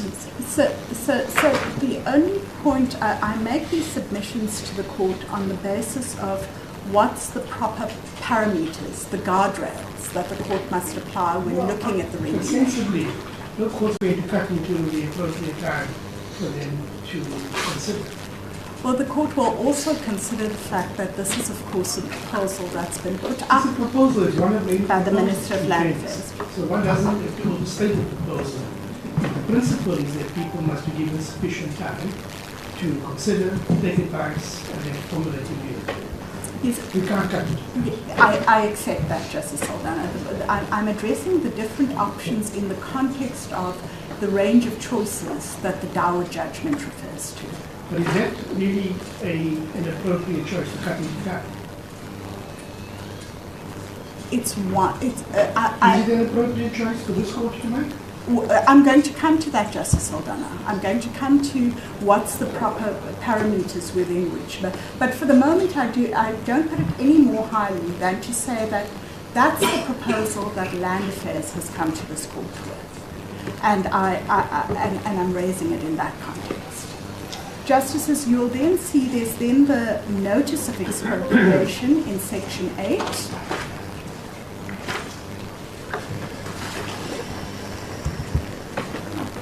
And the court will be well aware of the wording in Section 19. But there is one point I'd like to deal with in 19, if the court could go there. It's at page 18.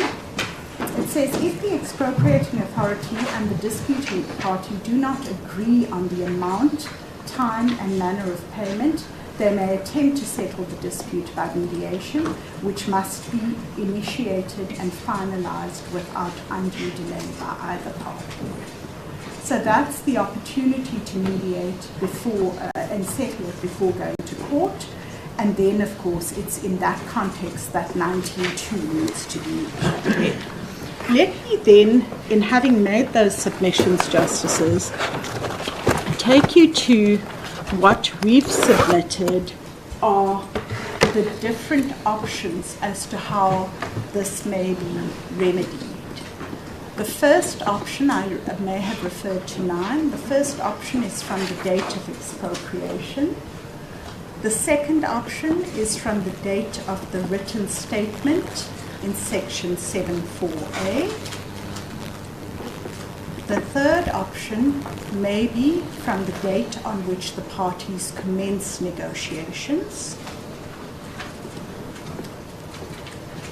And there is a value in that. I'm not raising it in order to problematize it. Sorry, when you say that, commence the negotiations, you're referring to the written statement? No, I'm referring to an opportunity to negotiate after the written statement. And so, of course, what that might mean is that if one were to run it from there, implicit in that is that there's a specific time frame given for negotiations to take place, and those negotiations must be concluded within that time frame, after which an order to court is complete. I'm trying to get, that is not currently in the statute, the time for negotiation. No, it Okay, isn't. all right. It isn't. It isn't. So that would be an insertion. That would be something new.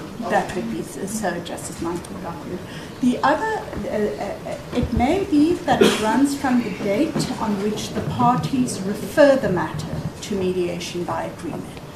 So, assuming you've got your 19.1 duty, there's no quibble about it. Both parties agree we're referring to it to mediation. And then the question is, at what point should the time kick in as from that point? It may be from the date where either one of the parties propose mediation. And the value of that is that it brings the other party to the mediating table quite soon after that. Or it may be the date on which either party terminates the mediation. It may also be that it's appropriate not to have a time limit at all in the section. It may be that it's appropriate to have a deeming provision when there's an impasse and at what point. We know the Labour Relations Act has a 30-day period as to when there's a hard stop on that. And it may be that there might be an increase or decrease of the 180-day time period. Now, Justices, the purpose of all of that is to show that there are a number of ways in which this can be resolved. So maybe time periods for negotiating and mediation, are those not appropriately dealt with in rules? Well, what we're told is that because Section 19.1 says that it must commence and be concluded without undue delay, I think is the wording. That doesn't yield any uncertainty around it. But of course, this, certainly in my reading of it, there's no indication that this is an issue for deferral in rules or any of that, Justice. Let's just stop for a second. So assuming the matter is to go to mediation, there's no indication as to how long the mediation will take place.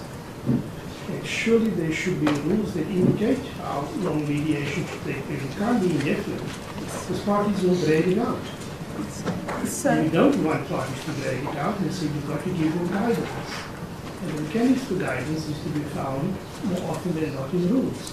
You can't have a statute determine how long it's going to take for you to find a mediator who's going to pay for the mediation.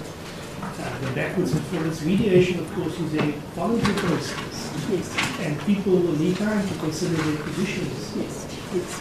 I suspect all of that may best be dealt with by way of rules.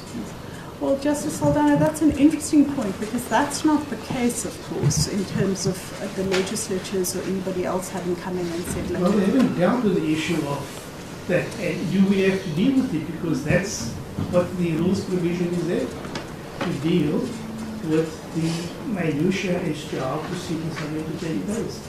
And the spirit of it must be done as soon as possible. But the thing is, there will be people who will try and drag it out, for whatever reason. And so who gives them guidance? Well, it certainly wouldn't.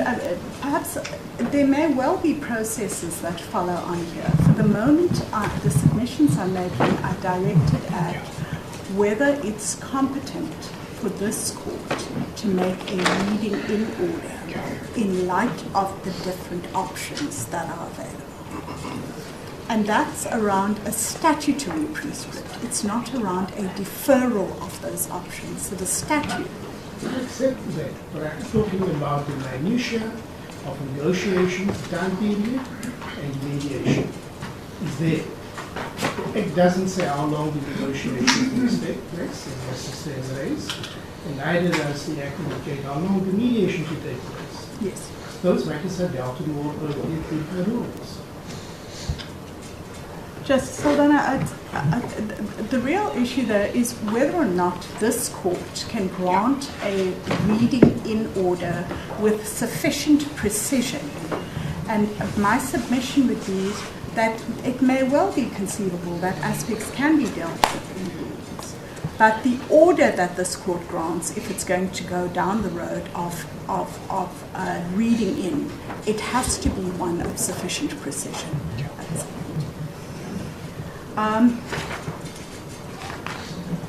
Justices, the second leg of it is the question of the uncertainties around mediation. And the proposed reading in must be read against the backdrop of Section 19.1. And that means that it pivots on a condition of an attempt to mediate. And so if the parties attempt to mediate, then the 180-day period commences from the date of termination of mediation. And then if they don't, it goes back to the written statement in 7.4. And we submit that there are difficulties with this. At what point does a party attempt to mediate? How much time is given to that? And we submit that without clear guidance from the statute itself as to how those details are to be regulated, it's unhelpful with respect to simply refer it to a rulemaking function. Is the attachment on 19.1? Sorry? No. I'm saying that the reading in is based on what the reading into 19.2 flows from 19.1. That's the point. And of course, 19.1 gives no certainty as to all of these other things. So by importing it into 19.2 as a hard guillotine, it poses problems. And the submission is, of course, we know from the affidavits that the earlier version of this bill referred to a notice of expropriation. And the notice had a hard, firm, clear, objective date, and it was easy enough to say 180 days from that. My submission is when you move it to the now new reading in order, it isn't clear. And given that it serves a purpose of acting as a guillotine, it doesn't meet the threshold of sufficient precision by this court. Justices, those are my submissions in respect of the Section 19 point. And let me then move very quickly in the interest of time to the mandates point. On the mandates point, there are, again, two threshold questions that I have to meet. The first is the question of jurisdiction, and there we're told that we're out on territorial jurisdiction and that the DA is out on exclusive jurisdiction. Now, on the question of territorial jurisdiction, the court will then have regard to Section 21 and what it refers to in order to establish territorial jurisdiction. And we submit, when the court looks at section 21, it must have regard to this court's judgment in Nokia. Now that judgment appears at our main bundle at page 24-972.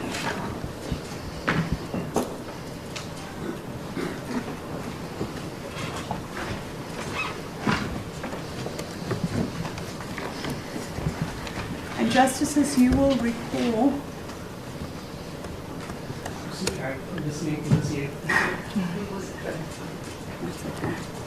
How can you tell us which number? 24. No. Oh. The bundle's numbered. Can you tell us which number it's It's 972. It's page 972.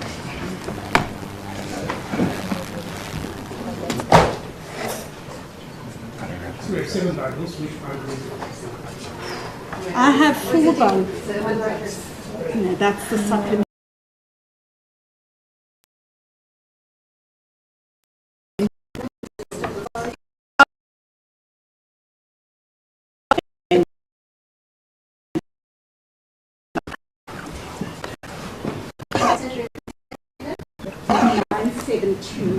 Justices.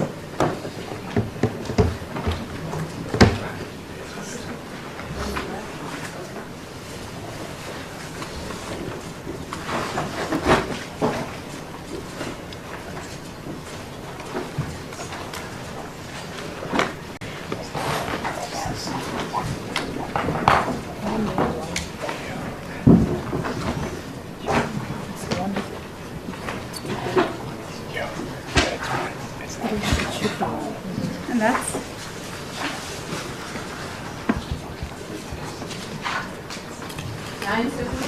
972 is where the judgment starts, Justice Michael.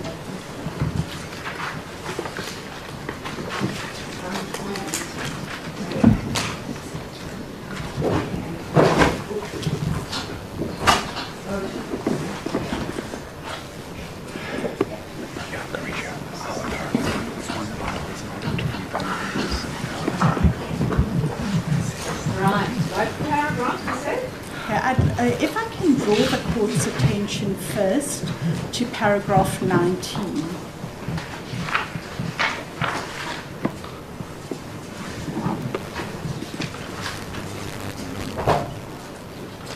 And the court will see that the applicant in this matter resided in Cape Town, brought the challenge in Cape Town, and the IDC argued that the Western Cape High Court has no jurisdiction to hear the matter because the review was against a decision of the public protector, and the office of the IDC were both situated in Pretoria. And in dealing with this, the court drew a distinction, or it had regard to the wide definition of court in PAJA. And it said that obviously when one's looking at a PAJA review, there's this wide expanded jurisdiction. It said that a review of a decision of the public protector is a legality review. So the wide definition of court doesn't actually find application. And the court said that there would be an incongruency in our law if we had the wide jurisdiction given to a PAJA review and a narrow jurisdiction given to a legality review. And Justices, I make this submission in the context of the legality review that is sought in prayer 1 of the DA's notice of motion.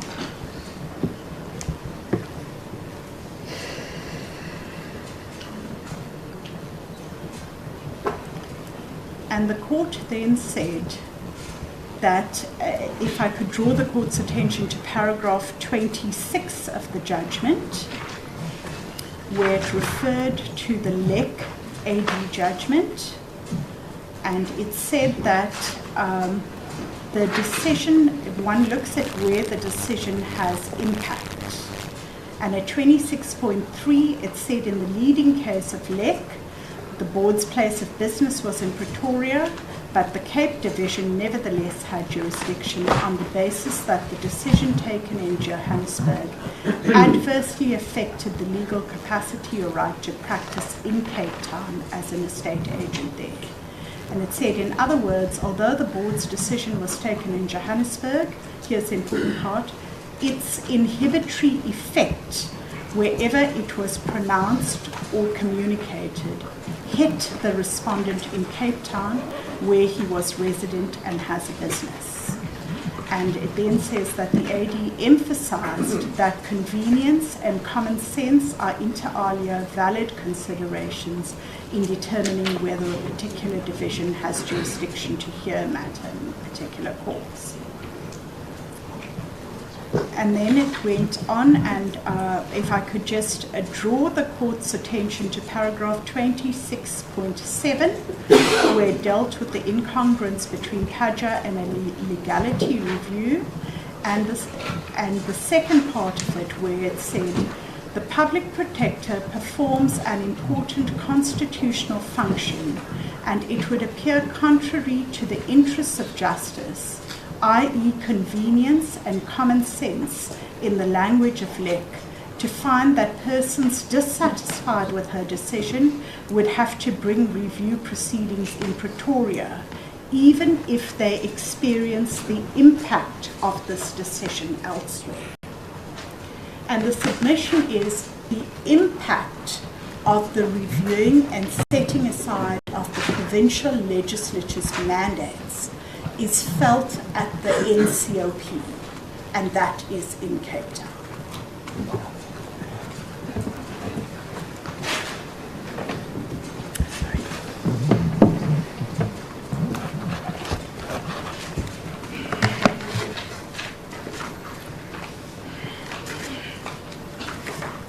Justices, I'm going to give you one more reference, which wasn't referred to in our heads of argument, but it's a full court decision of this division.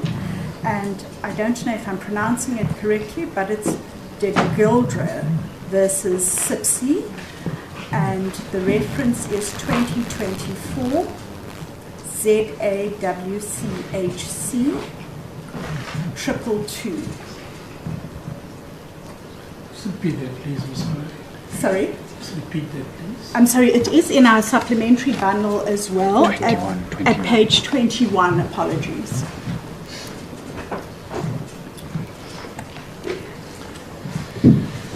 And if I can draw the court's attention to paragraphs 55 through to 63. And there again, the full court in this division said, at 63, the appellant is a resident in this court's area of jurisdiction, and it is in this court which is easily accessible to him and to which he had to turn to vindicate his rights as the member of the closed corporation, and then deals with common sense and convenience as per LEC.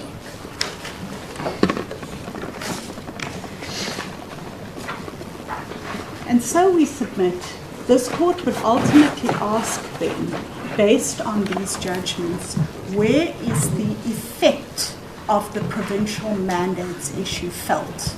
And it's felt within the jurisdiction of this court, and on that basis I would submit that this court ought to exercise territorial jurisdiction on the matter. Understand the effect, you mean the actual voting that takes The place? voting that takes place, that's so, So Justice. when the voting takes place, it's in NCOP in Cape Town. That is so. That is That so. decision is not in challenge. I'm sorry? That vote is not in challenge. No, but it doesn't need to be, Justice Saldana, because the Act is, and I'm going to come to that on the merits of the mandates challenge in a moment, but the short submission is, if the constitutionally prescribed process isn't being followed, then the resultant statute didn't comply with constitutional manner and form requirements, and the Act is unconstitutional as a result of it. But I'll come to that in a But moment. doesn't that then lead to the failing of the NCP, which takes us to the exclusive jurisdiction of the Constitutional Court? I'm going to deal with that, Justice Lingers. I say that it's to be grounded in Section 65(2) of the Constitution, and I'm coming there. Can I just get through the jurisdiction hurdle for a moment? Before you do, obviously we can understand that no deed at all is sought against the NCP. No order is sought against the NCOP, that is correct, but a declaratory order invalidating the Act has been sought. That's right. It just falls on your convenience and common sense. Sorry? It just falls on convenience and common sense, which would refer to us in the two judgments. Convenience, the legislature is in Mpumalanga, Northern Cape. That's convenient for that legislature to step across the road and go to the High Court. Common sense, that's where they should go. How does convenience and common sense help you in this when you come to Cape Town to challenge what had happened or supposedly should have happened in legislatures in 5 other provinces? So there are two legs to it, Justice Saldanha. The one leg is the Section 19 challenge, and the second leg is the mandates challenge. And the submission would be on the causa continentia principle. If I demonstrate that I'm in this court on either of those grounds, then it would follow that this court would have jurisdiction on both of those grounds. In relation to the causa continentia principle, how does convenience feature in all of this? The submission is this. The Section 19 challenge, the unconstitutionality of Section 19, is a challenge that's properly brought, I submit, within the jurisdiction of this court. If one were to say, well, I then ought to have challenged the Mpumalanga mandate in Mpumalanga, it would then mean I ought to have challenged the Eastern Cape mandate in the Eastern Cape. I would have had to go into the 3 or 4 different provincial legislative jurisdictions to challenge separately, and I would then be bringing a self-standing challenge to constitutionality of Section 19 in this court. And the consequence of that is it may conceivably be that 5 different divisions are determining the constitutionality of a single statute with a great measure of overlap on the grounds of challenge. Does the Speaker have the requisite authority to confer a mandate on the provincial legislature? So I would submit the issue of common sense and convenience plays out when one looks at what is the consequence of carrying it through in that way. The provincial legislatures say, and I think it's at paragraph 41 of their heads of argument, that they don't expect us to challenge in every single provincial division. If we're in the door on one in respect of one provincial legislature, then they accept we can be there in respect of all. Which then you will have had no difficulty on 19. Yes. But the difficulty, of course, with this debate is that if for instance, Gauteng wasn't in on it, one would then, if for instance I wasn't challenging the constitution, the validity of the mandate from the Gauteng provincial legislature, and say for instance I was challenging KZN, then it raises questions as to which would be the appropriate court when I've got multiple legs of challenge on that.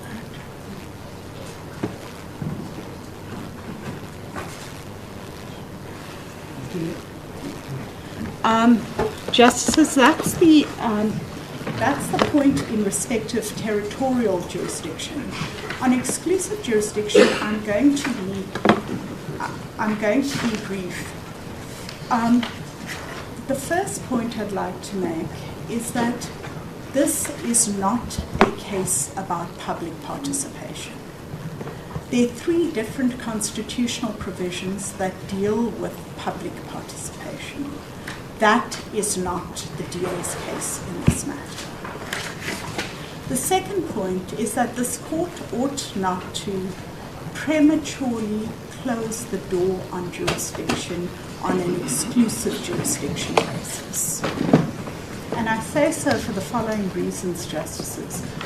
The issue of mandates have become an increasingly prominent feature of litigation that has been attached to public participation challenges. And the Constitutional Court had to grapple with it in the Mokhali judgment. And I'm going to just reference the court to paragraph 17 of the Mokhali judgment, where Justice Theron said, the applicants concede that there's one issue that's not within the exclusive jurisdiction of this court, and that's the issue of the votes on the mandates issue. And they argued for direct access because it is closely linked to the public participation challenge. The court says it wasn't favoured with full argument and it ultimately left the question open. And I'd ask the court just to have regard to paragraph 17 of Mokhali as read with paragraph 58 of Mokhali.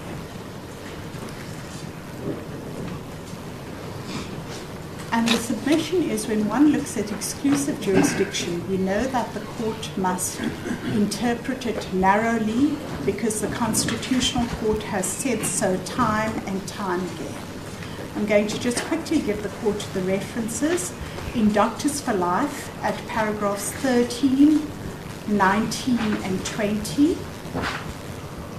In EFF 2016 at paragraph 16 through to 23. And so the submission is there is no clear-cut authority on exclusive jurisdiction in relation to the mandates point. I submit that it is ultimately a legality review as foreshadowed in prayer 1 of the notice of motion, and this court has jurisdiction for the reasons I've addressed in relation to that. Justices, let me then go to the merits of the mandates challenge.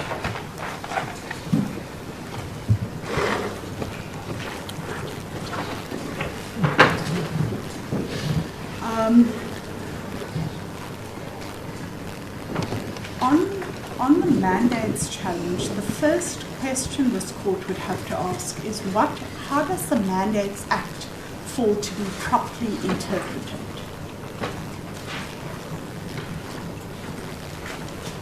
And we submit when one looks at the Mandates Act and its proper interpretation, one would have to have regard to the Constitutional Court judgment in Chisuse at paragraph 55, where the court said that the function of a court is to arrive at an interpretation that achieves the most appropriate balance between the parties and that fits most comfortably into the constitutional and statutory framework. And we submit when one has regard to the Mandates Act as read against section 165 of the Constitution, which says in terms that there must be legislation in terms of which provincial legislatures confer authority on their delegations to cast votes on their behalf. And we know that section 42(4) also says that the National Council of Provinces represents the provinces to ensure provincial interests. Now, against that backdrop, Justices, let me ask you to turn to the Mandates Act. It appears in our learned friend's statute bundles at page 36.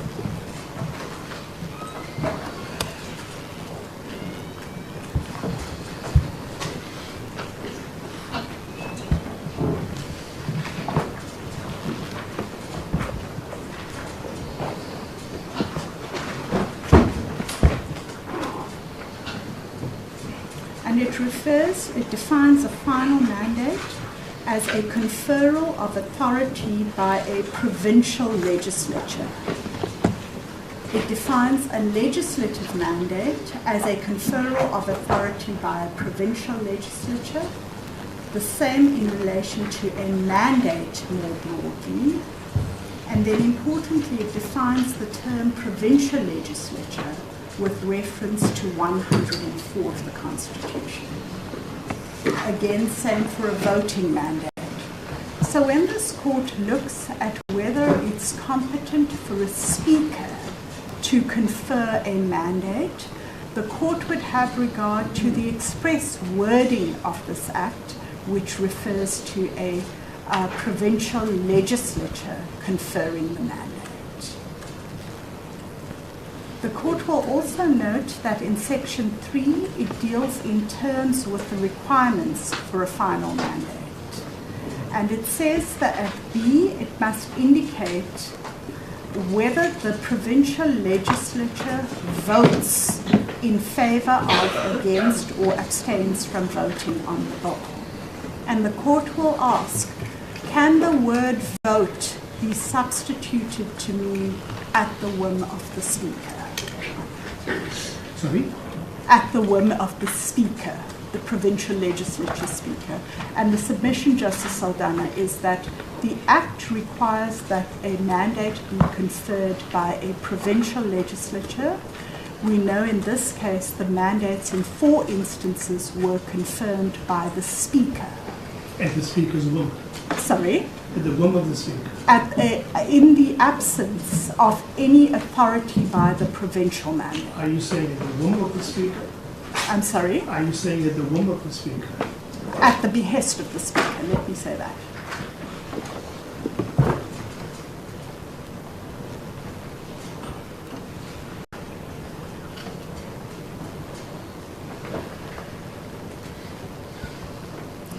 And so, Justices, when you look at the negotiating mandate, the final mandates, the voting mandates, etc., it refers to the conferral by the provincial legislature. And then when the court looks at the schedule, and our learned friends say, well, it's a schedule, but of course the schedule accords with what the Act contemplates.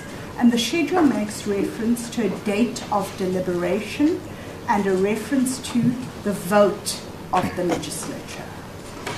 And in those circumstances, we would submit that given the proper reading of the Mandates Act, it's not competent for the Speaker to substitute the Speaker for the provincial legislature and for an ex post facto ratification to take place, Justices. And so for those reasons we say, sorry, Justice Saldanha.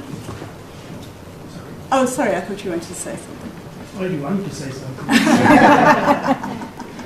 If you wanted to say something, the discussion we had about whim and behest is dealt with in the answering affidavits by the different legislatures. Yes. There is wide and sweeping statement is made by certain legislators that the Speaker had acted, as you say, at the whim. It was factually incorrect. Yes. They had misled this court. Yes. And the apology doesn't help them, because they qualified and said it was in good faith. And even more surprising is that the deponent to the founding affidavit doesn't associate herself with the apology. Justice Saldanha, I can't do any better than to say it ought not to have happened. There is an apology, and I apologize to the court for that. No, but you apologize, but there's no apology by the deponent to what her legislature said. The simple thing would have been was to have fact-checked what they said. Pick up the phone. There's at least 3 or 4 other members who were part of the NCOP delegations. Yes. Is this correct, what is being said? But it's not done. There's no explanation why she never fact-check something as crucial as that. And these 3 other members, they had simply misled this court. The most unceremonious of ways. to an important challenge on this basis. Justice I found it take very concerning. Yes. But even more so, the fact that the deponent to the founding affidavit, who relied on that, doesn't say, I associate myself with that apology of them misleading the court. I take it. So, Justices, on the question of, so the point is a relatively narrow one on the mandates.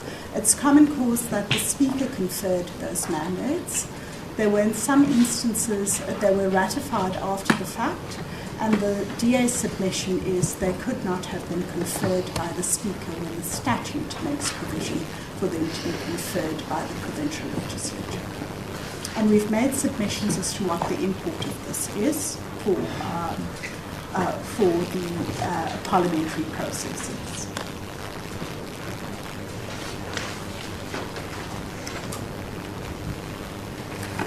Then it's a question that Justice Slingers raised with me, and that is, what is the constitutional hook for the process challenge that has been raised? And Justices, I'll say to you that this isn't a clear-cut case. It isn't clear-cut because it's certainly the first case that I know of where there's a challenge to mandates, but there is no challenge to public participation. And as Justice Theron has told us in Mohali, there are some uncertainties in that regard. But I'm going to frame it this way. The starting point is Section 44 of the Constitution. And there we're told that Parliament consists of the NA and the NCOP, and that they must participate in the legislative process in the manner set out in the Constitution. We're told that the NCOP represents provinces to ensure that the provincial interests are taken into account in the national sphere of government. The second point we make is that Section 65 is an important provision. It's important because it says in 1A, each province has one vote which is cast on behalf of the province by the head of the delegation. So it must follow that there's authority, it must be lawfully cast on behalf of the province.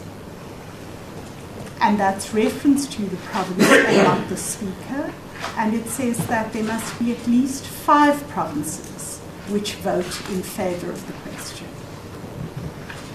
And then 65.2, and this is important, admittedly it reflects, it speaks to an act of Parliament that must be adopted, but the important words are in terms of which provincial legislatures confer authority on their delegations to cast votes on their bill. So Justice Slingers, the submission is, the starting point is that is a competency that under 65.2 rests with the provincial legislatures to confer that authority. And then, members of the court, if I can draw your attention to Section 76 of the Constitution, which says that in 76.1a, it must be passed by the NCOP because it was passed as a Section 76 a bill, and the submission is it can't be said to be passed by the NCOP if there's no agreement by 5 provinces as is required by Section 65.1b. So for those reasons, the submission is that there is in fact a constitutional hook. The constitutional hook isn't a single provision that opens and closes it, but the provision is Section 44 read together with 65, read together with 76, as together with the Mandates Act. So Ms. Pillay, we're going to hear argument about Sections 116. Yes. Do you want to talk to us about that, Yes. please? And the submission is, of course, the internal rulemaking powers that various bodies have. but those rulemaking powers can never be such that they override what the constitutional imperative is. And the submission is under 65(2), the constitutional imperative is for the provincial legislature to confer the mandate. How it confers is what they say 116 deals with. Yes, yes. And the submission is when one looks at what the role is of the provincial legislatures to bring the voices of the provinces, we've referred to it in our heads of argument with reference to Doctors for Life and those other cases, what the role is of the provincial legislatures. The question of how can't be answered by saying a substitution for provincial legislature with speaker of a provincial legislature in circumstances where there's no deliberations, there's no voting on it, and it's the speaker... Sorry, there's no deliberations where? Sorry, prior to the mandate being conferred. But there's deliberations in the select committee. Yes, I'm sorry, I'm talking about deliberations by the provincial legislatures. Yes, but there is deliberation. The select committee is an integral part of the provincial legislation. Yes. So there are three steps at which it happens: the negotiating mandate, the final mandate, and the voting mandate. We have the committee that engages at the first stage, which is the negotiating mandate. We have the provincial legislature, which is seized with conferring the authority at the latter two stages. And that's made clear in the Mandates Act. And so the submission is when a speaker confers, whether it's a final mandate or whether it's a voting mandate, when she does so without that having come from the provincial legislature prior to the conferring, she doesn't have the competence to do so. And if the court is to find that, well, if the rules give her that competence, then I'd have to accept that that's the result of it. And then the DA's challenge becomes even narrower, and that is the question of whether there was compliance with the rules. So you're not challenging the rules. If we find that it's compliant with the rules, that's the end of it for you and that. So we have, of course, put in a belts and braces challenge to the rules, but we've said it's not strictly necessary because we've referred the court to the Constitutional Court judgment in Fetsas and the Ambrosini judgment and those cases. But you've got to tell us if that challenge is still alive or not. We can't be sniffing this to see whether it's alive or not, quite frankly. Tell us whether it's alive or not. Justice Saldana, let me take an instruction. Because the other side would need to be able to know what and how to respond to it. Yes. We've made very little of it in the heads. My impression was that challenge to the rules had been abolished. Yeah. I was just going to say, Justice Lingers, it's not dealt with in the heads of argument at all, and so I can't take it any further than that. It's not been pursued. I will like to confirm that, but yes. No, it wasn't just not pursued. There was a positive statement that you're no longer proceeding with that challenge. I'll double check. Justice Almighty. Okay. I will check in a bit. So just on the, and I'm conscious of time, so I would have to accept that if the court finds that it has competently been dealt with and could competently be dealt with in the rules, then the only remaining issue is whether or not there has in fact been compliance with the rules.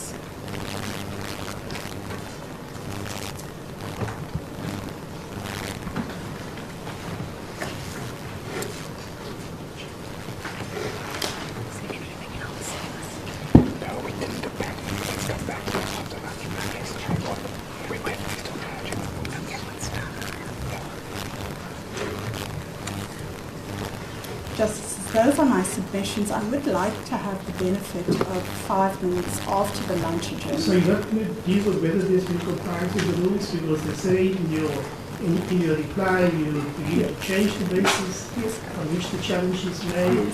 We've made the submissions in our written heads on whether or not there's been, and we submit there hasn't been compliance. Let me give the court the records. It's fine, we've read it. One comment.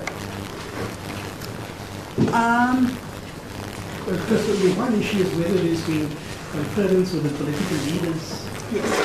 Actually, you want us to strike down an entire piece of legislation because of conference with the heads of the political parties? Yes. Well, I mean, the difficulty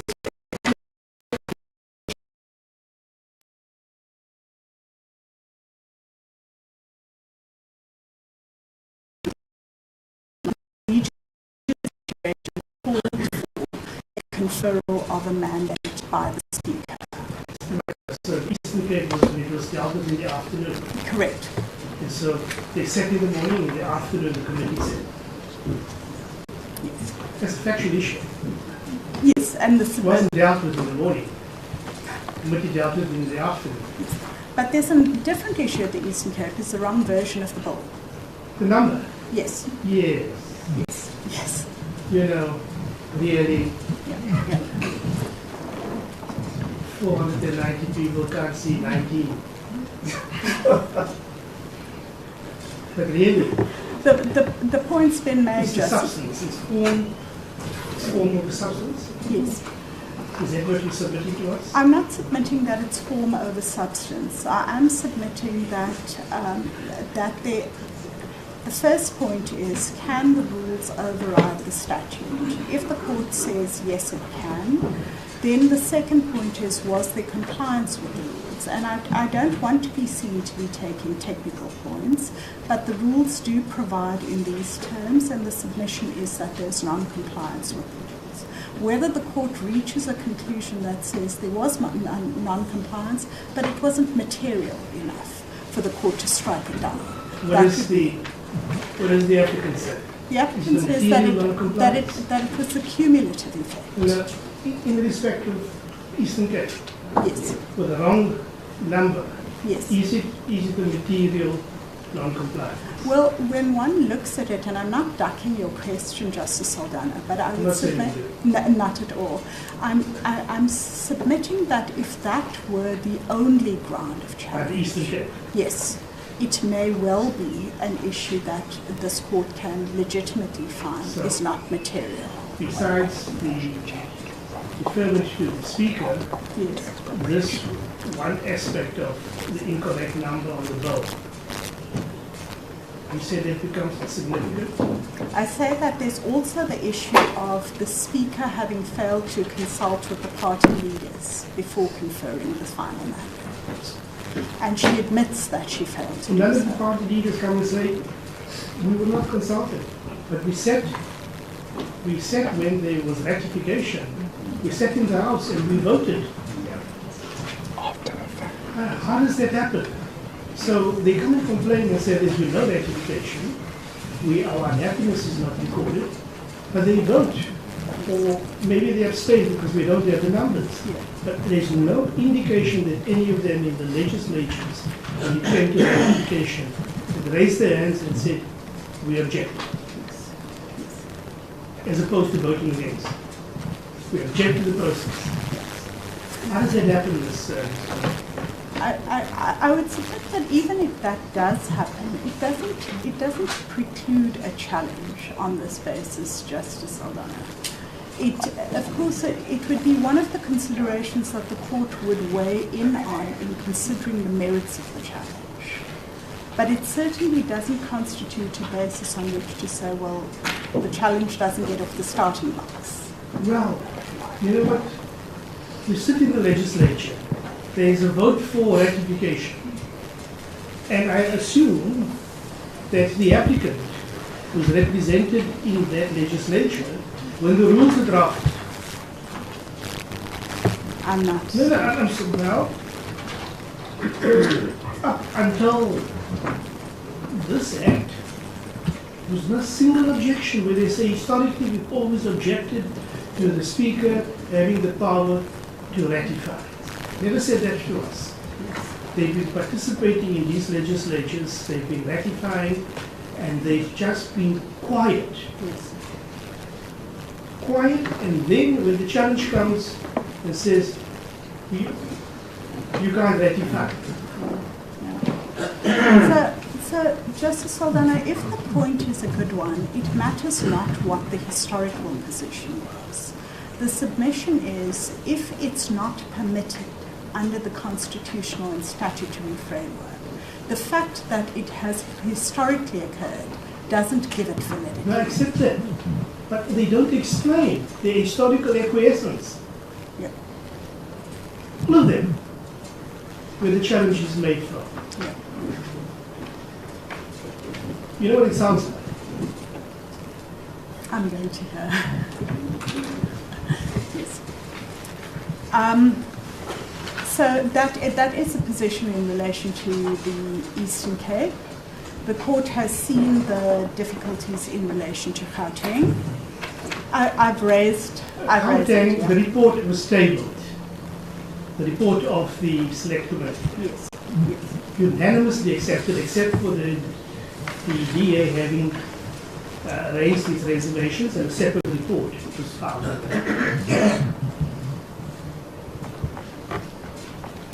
Yes, and the point is simply that the report was adopted ex post facto as opposed to the final mandate having been Well, confirmed. notionally, ratification would happen ex post facto. That's the nature of ratification. But Justice Saldana, the point is, I think this, not I think, I submit this, and that is there's an important role that provincial legislatures play in the lawmaking process. There's an important link between that role of the provincial legislatures in the lawmaking process and the process before the NCOP. The link between those is a duly authorized mandate on it. And if that mandate comes from a speaker which is subsequently ratified, what it does is it means that there's a process occurring at the stage of the NCOP which hasn't properly run its course at the provincial legislatures. And that, the submission is, undermines the voices of the provincial legislature. And the voices of the people in the province. Maybe. You're nodding.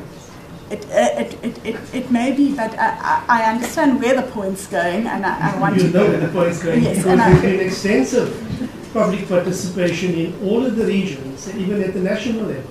Yes. So there has been public participation Absolutely on the Act. right. Yeah. People have had their voices, people have gone into the extensive rural areas, and they've consulted. So the one thing cannot be said about this matter is that there's been no consultation. Yes, yes.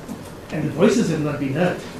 No, we're in agreement. This isn't a public participation challenge. But the voices were heard, they were taken back to the provincial parliaments, and the select committees dealt very meticulously with the issues that came out of the public participation in one of the provinces. They raised extensively 19. What the concerns were. I think it was 19. Yeah. Those 19 concerns were taken to the NCOP in the committee. Yes. There's no indication that the concerns raised by people at an ordinary level had not been taken into account, and even those by the various political parties had not been reflected in the debates of the NCOP Select Committee. Sort of failure of democracy in this process, in this one where you have challenges dealing with non-consultation, where there's a failure of democracy. So I raised that with you because you raised the issue about the voice of the provinces. Yes. The voice of the provinces took place at an extensive level in consultation, public consultations. Justice Saldana, I see it slightly differently, and that is there is a consultative process where there's no issue that the DA takes with that consultation process. There is then a conferral of authority process, and that is distinct from the consultation process. The law requires that that conferral of authority takes place in a particular way, and the submission is it didn't take place in the way contended for. and yeah, we've raised the detail around it.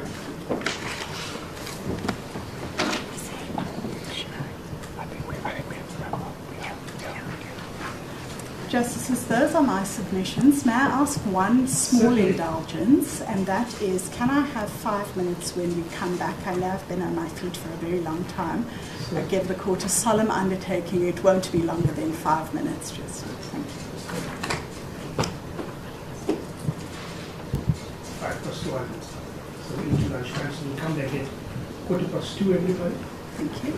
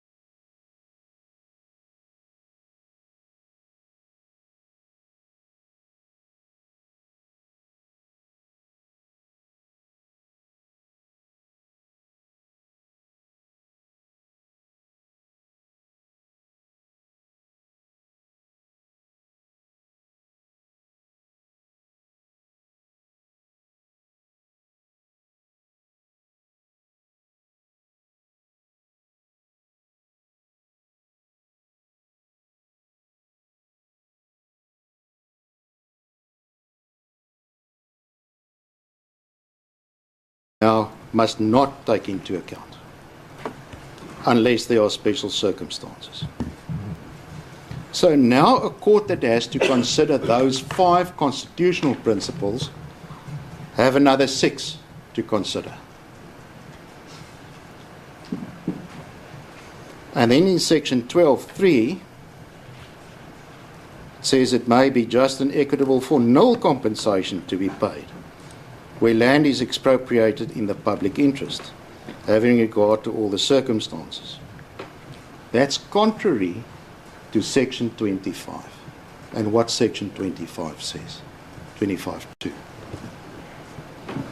That's inconsistent with the Constitution. And then it says, including but not limited to, and it gives 4 examples. So now a court that has to consider expropriation has 5 constitutional principles which must be weighed in this wide discretion consideration. It has 6 considerations that it must not consider, and it has another 4 that it must consider. What does a court do? Does the court give more weight to those principles set out in section 25 of the Constitution, because they are in the Constitution, as opposed to what is in section 12.2 and 12.3? Which of these principles can or could be an overriding principle? And that is the fundamental problem we have, apart from the fact that this is all inconsistent with the Constitution. That is the paramount important problem we have, is that the court is now forced to take into account principles when it considers relevant circumstances which were not in the Constitution and which are contrary to what agreement was reached in Kempton Park in the negotiations pertaining to the wording of section 25. It is not without reason that section 25 says, and subject to compensation. It was one of the most debated parts of the negotiations at that time, and I'm luckily old enough to remember that, although I'm not testifying from the bar. But it was a hugely debated issue. And the first certification case of the Constitution made it very clear that the interpretation is that it is subject to compensation. We refer in our heads of argument to that point. Now, section 12.2 sets out the principles which may not be taken into account. And some of them, I must say, are principles that the court will not take into account in any event, such as improvements made after the date of the notice of expropriation. But some of those principles are already entrenched in our law of expropriation under the old Act, the 1975 Act. The fact that the property has been taken without the consent of the owner or holder of a right. There is authority for, I don't want to say each, but for probably, as far as I know this part of the law, each of those principles where the courts previously took some of these issues into account. The enhancement or depreciation of the value of the property in question after the notice of expropriation, for instance. There's law, lots of law, lots of cases about it. What's it doing here? Why must we have this legislation where we have the law already? In fact, we have one case, Mslabati versus Fick, where the court under the new constitution granted no compensation, which we submit was wrong. It was contrary to the constitution, it was contrary to section 25(2) of the constitution. But there is that one case. There is, in our heads of argument, a reference to Professor van der Walt, who says, yes, maybe there may be no compensation. We try to look for other arguments about no compensation, and when you look through our bundle of authorities, which I'm not going to go to during this argument, we have given you probably everything that has been published on the arguments about no compensation in South Africa. You'll find it all there.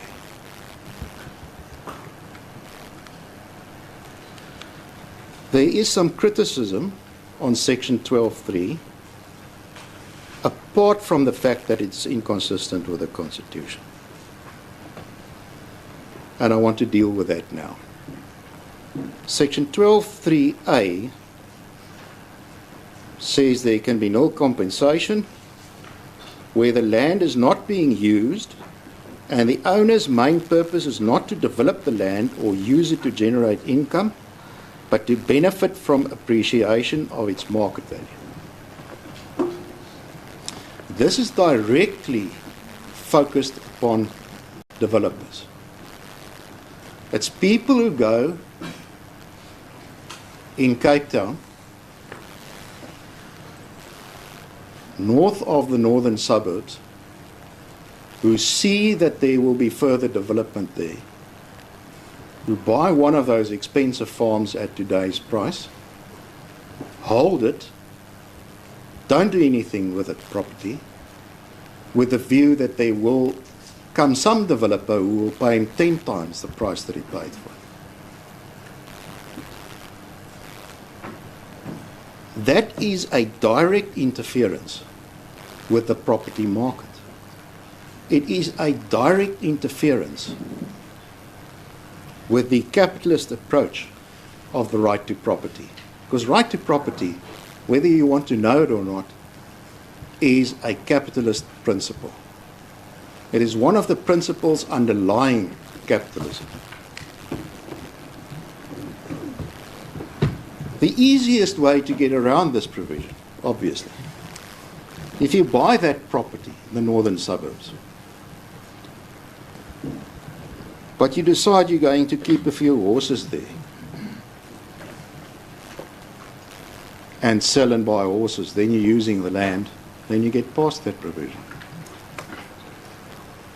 So the provision is actually not rational, makes no rational sense. And isn't your approach focusing on a single factor and only dealing with a single factor of the section 12(3)(a)? Should you not, in terms of interpretation of principles and approach, deal with it holistically?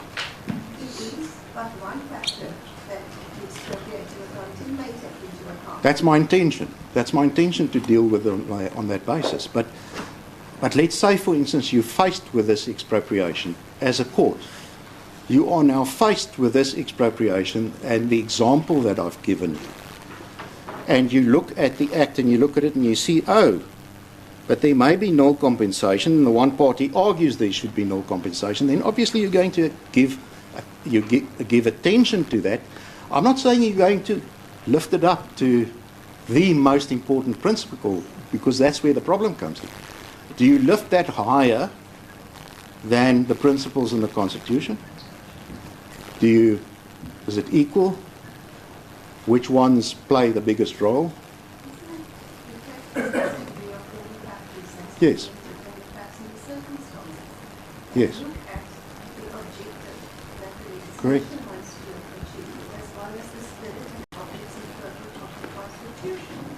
If you take into account the spirits and object of the Constitution, you can't pay less than no. There's nothing that stops you to pay less than no compensation. Less than? There's nothing that stops a court to award less than market value. I'm sorry, less than market value. I was wrong. No, I was wrong. Less than no. No, not less. No, I'm not going so far. I'm not going so far. Less than market value. So the fact of the matter is that there is difficulty with that. The second one, where an organ of state holds land that is not using for its core functions, is reasonably likely to require the land for its future activities in that regard, and the organ of state acquired the land for no consideration. It may be, and that's the one example that we raised, that you eventually get two organs of state fighting about property, because property forms part of the balance sheet, forms part of a municipality's balance sheet according to which they lend money, and you may run into that kind of problem. But again, it is not a reason to determine that there must be no compensation. It may be a reason for lesser compensation than market value. Notwithstanding registration of ownership in terms of the deeds registries, where an owner has abandoned the land by failing to exercise control over it despite being reasonably capable of doing so. Now, this is really a difficult provision. Because firstly, what does abandon mean? And I read in the documents, and you'll read in our bundle, that an example that is used is a family that, and these are real facts, family that emigrated to Australia. And they had about 12,000 hectares of land in the Eastern Cape. And I don't know who I don't know all the facts, but I don't know who they left to care for the land. But they did absolutely nothing on the land. Absolutely nothing. They just left it. So that is the idea, is when there is such an abandoned property or an abandoned building in Hillbrow in Johannesburg, where the property owner doesn't pay property rates anymore, that there is a justification for lower compensation. And sorry, Justice. But it's commonly referred to as hijacking of the building. Correct. Correct, yes. Owner doesn't lose control over the building. All the owner has lost is effectively somebody else is taking possession, and it's still their property. And sometimes they go to court, or sometimes they are almost helpless because the hijackers, whoever they are, effectively take control of collecting rates. They hardly pay any rates. It doesn't necessarily mean that the owner has lost control. Or abandoned. Or abandoned, because it's beyond the hands of the owner. Correct. And by unlawful activity, and also very often by violence. one of the arguments could be that as long as my name is in the deeds registry, as the owner of this building, I haven't abandoned it. The problem is with the interpretation of abandonment. And that's why we submit, why put it in here? Why is it necessary to be in this legislation? Those are factors which any court, any one of the three justices who sit here, will consider when an expropriation argument is made before you.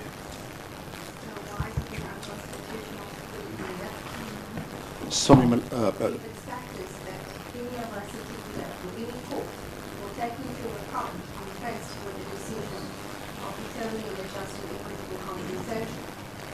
correct. Because it says, in these circumstances, you may pay no. That's the reason. Yeah. No, but it's unnecessary. Yeah.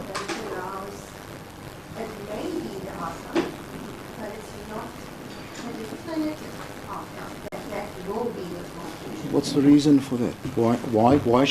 Why should there be a reference to null compensation in the Act?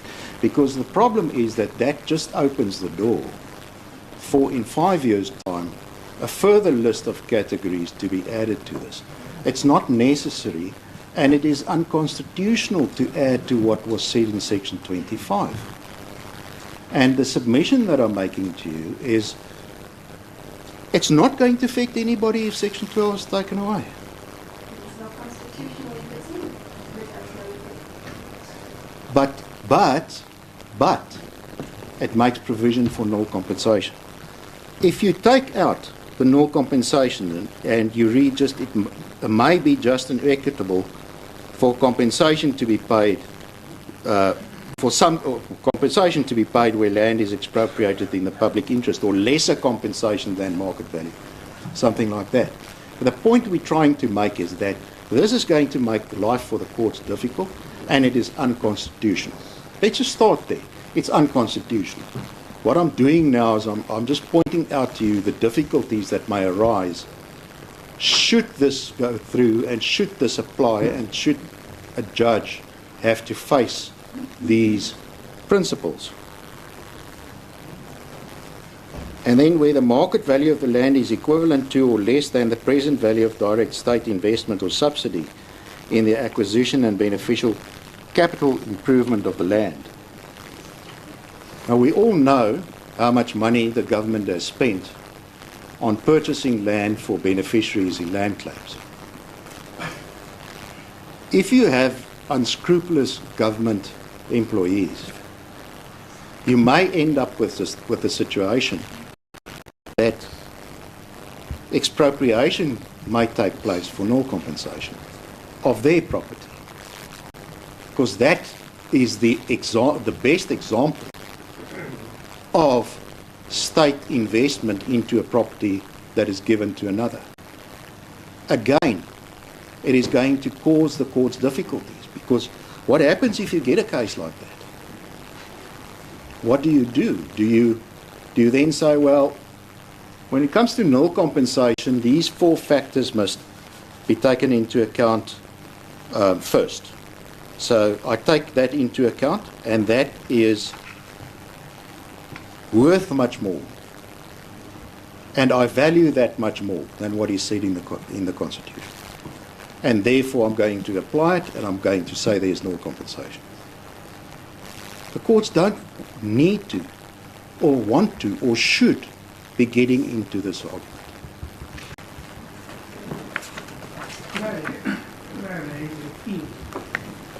Theme with you. That is the notion to make determinations in what could be unscrupulous, corrupt, dishonest officials in the state. Now, we can't determine constitutionality of legislation on the basis that there may or there will be unscrupulous. No, for sure. I'm just trying to give examples of difficulties should this legislation remain standing and not be found to be unconstitutional because of the main argument about what Section 25 says. If it remains standing, these are the difficulties that are going to arise when the courts have to consider this. And another problem is the purpose. And we filed additional heads of argument, which I'm not going to go into much. It relies on the impact assessment study that was done before this Act. But one of the examples that we raise in our heads of argument is that if a person, a property owner that has lots of properties, makes a loss with a null compensation award, that loss can be written off eventually against a capital property tax that is levied upon him on the sale of another property. So it is not as if you now pay null compensation and therefore the state scores because the state doesn't have to pay any compensation. Because there are all sorts of other ramifications on a null compensation approach that may eventually turn out not to benefit the state so much financially as was thought with the insertion and the arguments pertaining to inserting or promulgating this legislation. So we have, I'm not going to repeat my answer, argument. We have given you the examples of what may happen. Not all of them. There are lots of others which I thought about, but I'm not going to waste the court's time. There are lots of difficulties that will arise here from, but you don't have to go there, because all you have to do is to find that legislation is contrary to section 25(2)(b) of the Constitution, inconsistent therewith. And section 172(1)(b) follows, and we submit that it should be set aside on that basis, either the whole Act or at least sections 12 and sections 19. But you have so many problems arising out of section 19 that we submit that it is the whole Act that should be set aside and be dealt with right from the start. And it would be a good idea that the people who sit in Parliament, the 490 people who you refer to, on a good day, get some advice from somebody who's done legal research into the international law. Because our section 25 is wonderfully written in accordance with the international law. And South Africa should not, sorry. Thank you very much for the extensive excursus on the international law. It really was fascinating. But we've heard everybody else on some international law, and there's a nice instance as to exactly what international law says. So we'll have to distill with all of it as to what exactly international customary law is in the circumstances of property, and what are the various permutations which apply. Because there's no consensus amongst yourselves here. No, for sure not. It's almost like the United Nations. It is. As to what the law is. So, just to acknowledge for that extensive elaboration on international law. And what does come across very clearly is that there's an uncertain, there's a grey area in international law on these very issues. My Lord, Justice, that there's the old thing kicking in again. 36 years, I'm sorry. In our bundle of authorities that we've given you are extensive discussions, which we couldn't all repeat here, about what is customary international property law and what is not. And you will really find benefit from going through some of those articles that have been written by eminent scholars about what is customary international law, because you have to draw a distinction between what is international law that you can look at in terms of the Constitution and consider, and what is really customary international law. And we have set out in our heads of argument specifically the reason why we say the right to property is customary international law, because it is enshrined in the Universal Declaration of Human Rights. It's enshrined in the African Protocol on the African Charter of Human Rights. It's enshrined in a huge number of treaties. Two important conventions. The two. Civil and political rights. Correct. And social rights. Correct. Is that not significant? Pardon, Justice? Is that not significant? That is significant, and I really wondered about that and couldn't understand why that was not there. But if you look at the rest of the law surrounding those two conventions, one can come to the conclusion that the right of property is customary international law in South Africa. Especially the Convention on Social Economic Rights. Because that's the one that really deals with issues of Correct. property, but it doesn't It's, in the year, what the debates are, those who have looked at it more carefully Yeah. and clearly as to what the considerations were.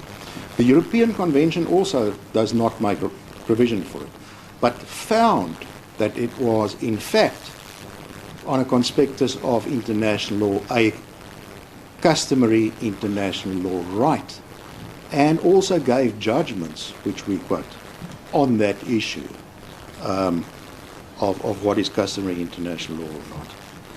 But to come back to the gist of the argument, you could write a one-page judgment. One page. One-page judgment. Referring to section 25(2)(b). It says unconstitutional and unnecessary. Correct. And that's the end of it. And that's my job, is to persuade you that you don't have to work hard. You don't have to spend so much time on this case. So what do we do all of the international law people do? My Lord, and that really sums up our argument. I'm not going to refer to any further detail in our argument. We submit that for purposes of cost, the normal BioWatch principle should apply, and therefore we submit that we've already been successful in the challenge in respect of section 19(1), 2 and 3, and that we should get costs of the application. Thank you, Greg. Just for a second. There's going to be much debate over the next couple of days with regards to the different conceptual approaches to sections 25, 25(2) and 25(3). That's going to be the rigorous debate that parties are going to put before us.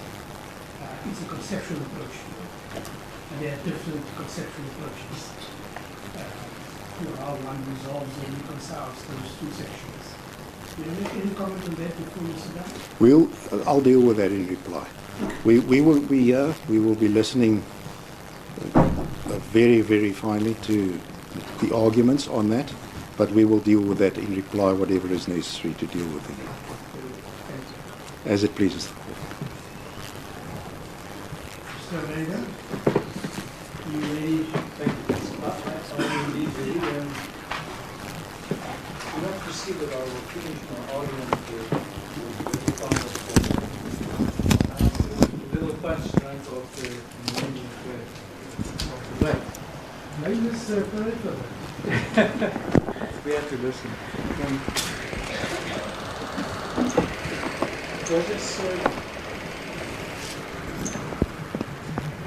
Keeping in mind the directive that was given, I've thought of ways to compress the argument on behalf of AfriForum into an hour. It can be done, but some important issues are going to be missed.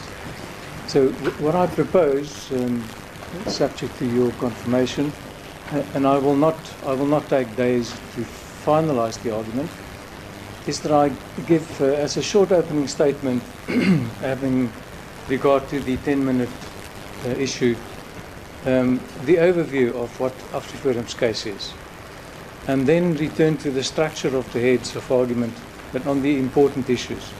What makes it a little easier and for us, and also allows us to save some time, is that we have a second applicant who specifically addresses parts of section 12, well, the whole of section 12, but in more detail. My intention is to concentrate on the principles and answer the question that Chair Slingers has asked, why is section 12.3 unconstitutional? And that goes, of course, to section 12.4, in respect of which my argument is going to be really short.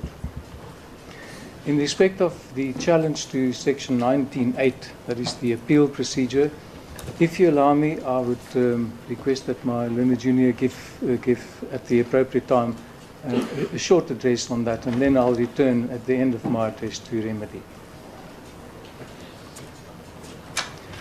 Starting with the opening statement, AfriForum challenges the constitutionality of certain of the provisions of this Act. It started off as a challenge to the whole Act. We're no longer persisting in that. This is not a challenge. Let me make it clear right from the outset. It is not a challenge to land reform. Land reform is a constitutional imperative. It is an obligation of the nation that we all carry. Section 25 of the Constitution itself records that commitment of the nation to land reform and to equitable access to land, to tenure reform, to restitution. And there are already a number of land reform statutes dealing exactly with that. More is probably needed. AfriForum's case does not ask this court to address, to arrest that process or the land reform program. It asks the court to preserve the constitutional method by which expropriations, including expropriations in the public interest, may be carried out. The challenge to the sections that we wish or request the court to be severed from the Act and declared invalid are sections 12 sub 3, 12 sub 4, which provide for nil compensation, and this is the main focus of AfriForum's challenge, as well as section 19.8, which protects the property rights of every citizen in this country. Of course, there is the challenge to section 19.2 and 3. That challenge has largely been almost admitted by the respondents, calling it a drafting error by Parliament. I will deal very shortly with that. My learned friend for the DA has already addressed you fully on that. Section 25 of the Constitution contains both provisions that protect property rights and provisions that make provision for restoring and correcting historical wrongs, which resulted in imbalances in property ownership. We all know that, and that's why we have Section 25 of the Constitution. And I agree with my learned friend who's just argued that Section 25, as a result of the intensive negotiations, is a well-written section in our Constitution. So the immediate question is, how is this imperative of land reform addressed within the context of expropriation? And I ask this question right up front because many of our opponents who support the Act see as the main aim of this Act to make it easier to effect land reform. So that's why I'm asking the question, how is this problem, this obligation on the nation to land reform addressed within expropriation context? The answer in our submission is this. In its classic form, expropriation is the taking by the state of private property and then using that private property for public purposes, such as building of dams, buildings of hospital, roads, etc. The expropriator, that is the state or one of the expropriating authorities, becomes the owner of the property, which it then uses for the public good. This is an original form of expropriation. We've referred you to the case law, and it's all trite expropriation law, which is not going to be amended or changed by this Act. But, as they say, taking from Peter to give to Paul is not typically an expropriation, because the state doesn't become the owner. It takes property from one person, gives it to the other. This is, however, now made possible in Section 25 of the Constitution by providing for expropriation in the public interest. And public interest, by definition, includes the nation's commitment to land reform.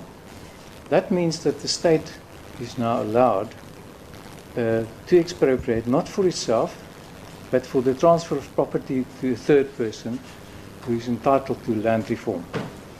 But not only land reform, also other public interest purposes. But land reform is such an important topic within the context of this case that I refer to that in that respect. There are already several land reform statutes that specifically make provision for expropriations for land reform purposes. Those statutes are post-1994 or 1996 Constitution statutes.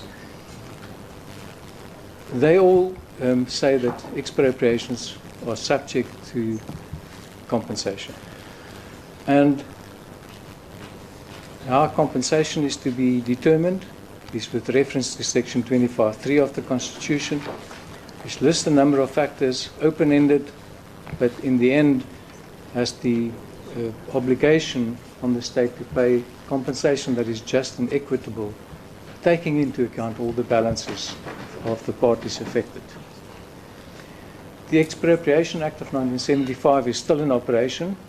To date, it has been used on occasion post-1996 for expropriations, but the courts found no difficulty in interpreting that act to be in line with the Constitution.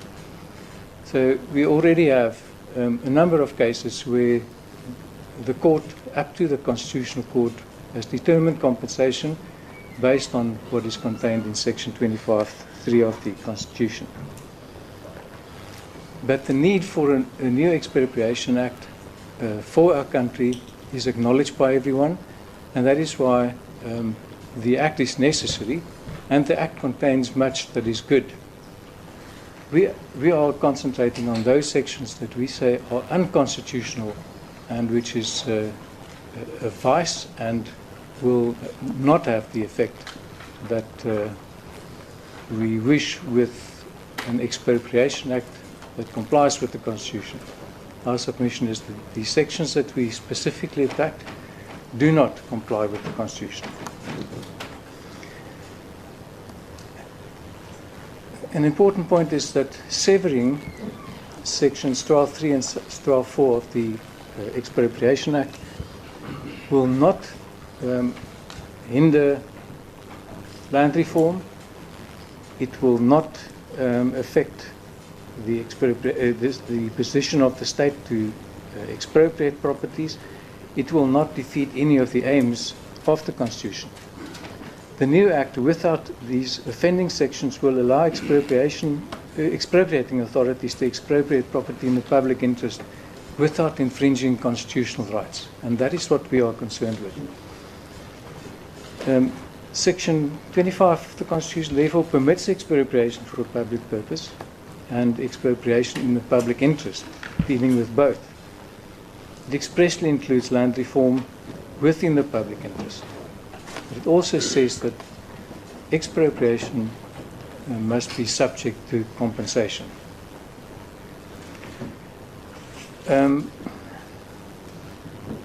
For that reason, AfriForum has narrowed its case accordingly, and it does not persist in a challenge to the whole of the Act. The first point in respect of the challenge to Section 12(3) and 4 is this. These provisions are defended by some of our opponents and also by some of the amici who do not support our case, to say that these are merely harmless guidelines to a court or to an expropriating authority. The compensation regime in Section 25 of the Constitution does not distinguish between expropriations for a public purpose and expropriation for public interest. Section 25(3), which deals with the requirement of just and equitable compensation, is the same for all expropriations. Section 12(3) and 4 of the Act changes that, puts a different complexity, complexion on it. It is an amendment of Section 25(3) of the Constitution by allowing a list of no compensation cases. The Constitution does not contain a list of no compensation cases, but Section 12(3) creates one. It does so in respect of land and for expropriations in the public interest, not expropriations for public purposes. And then it leaves it open-ended. I know my colleagues for the President and the Speaker argue that's a good thing. No, it worsens the whole situation. Instead of just a list of 4, which then can easily be dealt with by an expropriating authority or a court, now it leaves it open, say, not limited to. That aggravates what we submit is an infringement of the rights in Section 25(3) of the Constitution to compensation. And that matters in practice, and that is what I wanted to say in the opening address. Property rights protected by Section 25 of the Constitution are not limited to registered rights. They include unregistered rights. We now know from the recent Concord judgment that it includes incorporeal rights. It includes the rights of millions of our citizens in rural areas who live under customary law. Those rights are affected by this Act. This is not a protection for a class. It's for every person whose property may be taken by the state. The Act will not be administered by a single idealized expropriating authority with high morals. There are many expropriating authorities out there, including some really struggling local authorities with little capacity, problems of their own. There's very uneven administrative capacity out there, and the estimate is that there is about 400 expropriating authorities who will use this Act to deal with expropriations within their areas of jurisdiction. Respondents say this concern that an expropriating authority, which now gives guidance, as they say, from Section 12(3), the assurance is the court is the final arbitrator. In practice, that is no consolation to the majority of landowners out there, or not landowners, property owners, because it goes much wider than land. It's no consolation to the majority of property owners. We all know that in some divisions of the High Court, taking a case to court now takes years before you get a trial date. Litigation about valuation and just and equitable compensation is difficult, it's technical, it's time-consuming, it's expensive.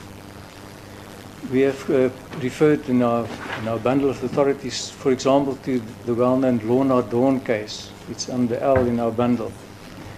When that judgment was written, it was just on a point, a technical point taken by one of the parties, saying that the evidence of a particular valuer should be disallowed because it amounts to hearsay. And the judgment of the court in that case dealt only with that aspect. But the first paragraph of the case records that this case is now in its 6 months on trial. And that was only halfway through. We've referred the court to the Mshlanganisweni judgment.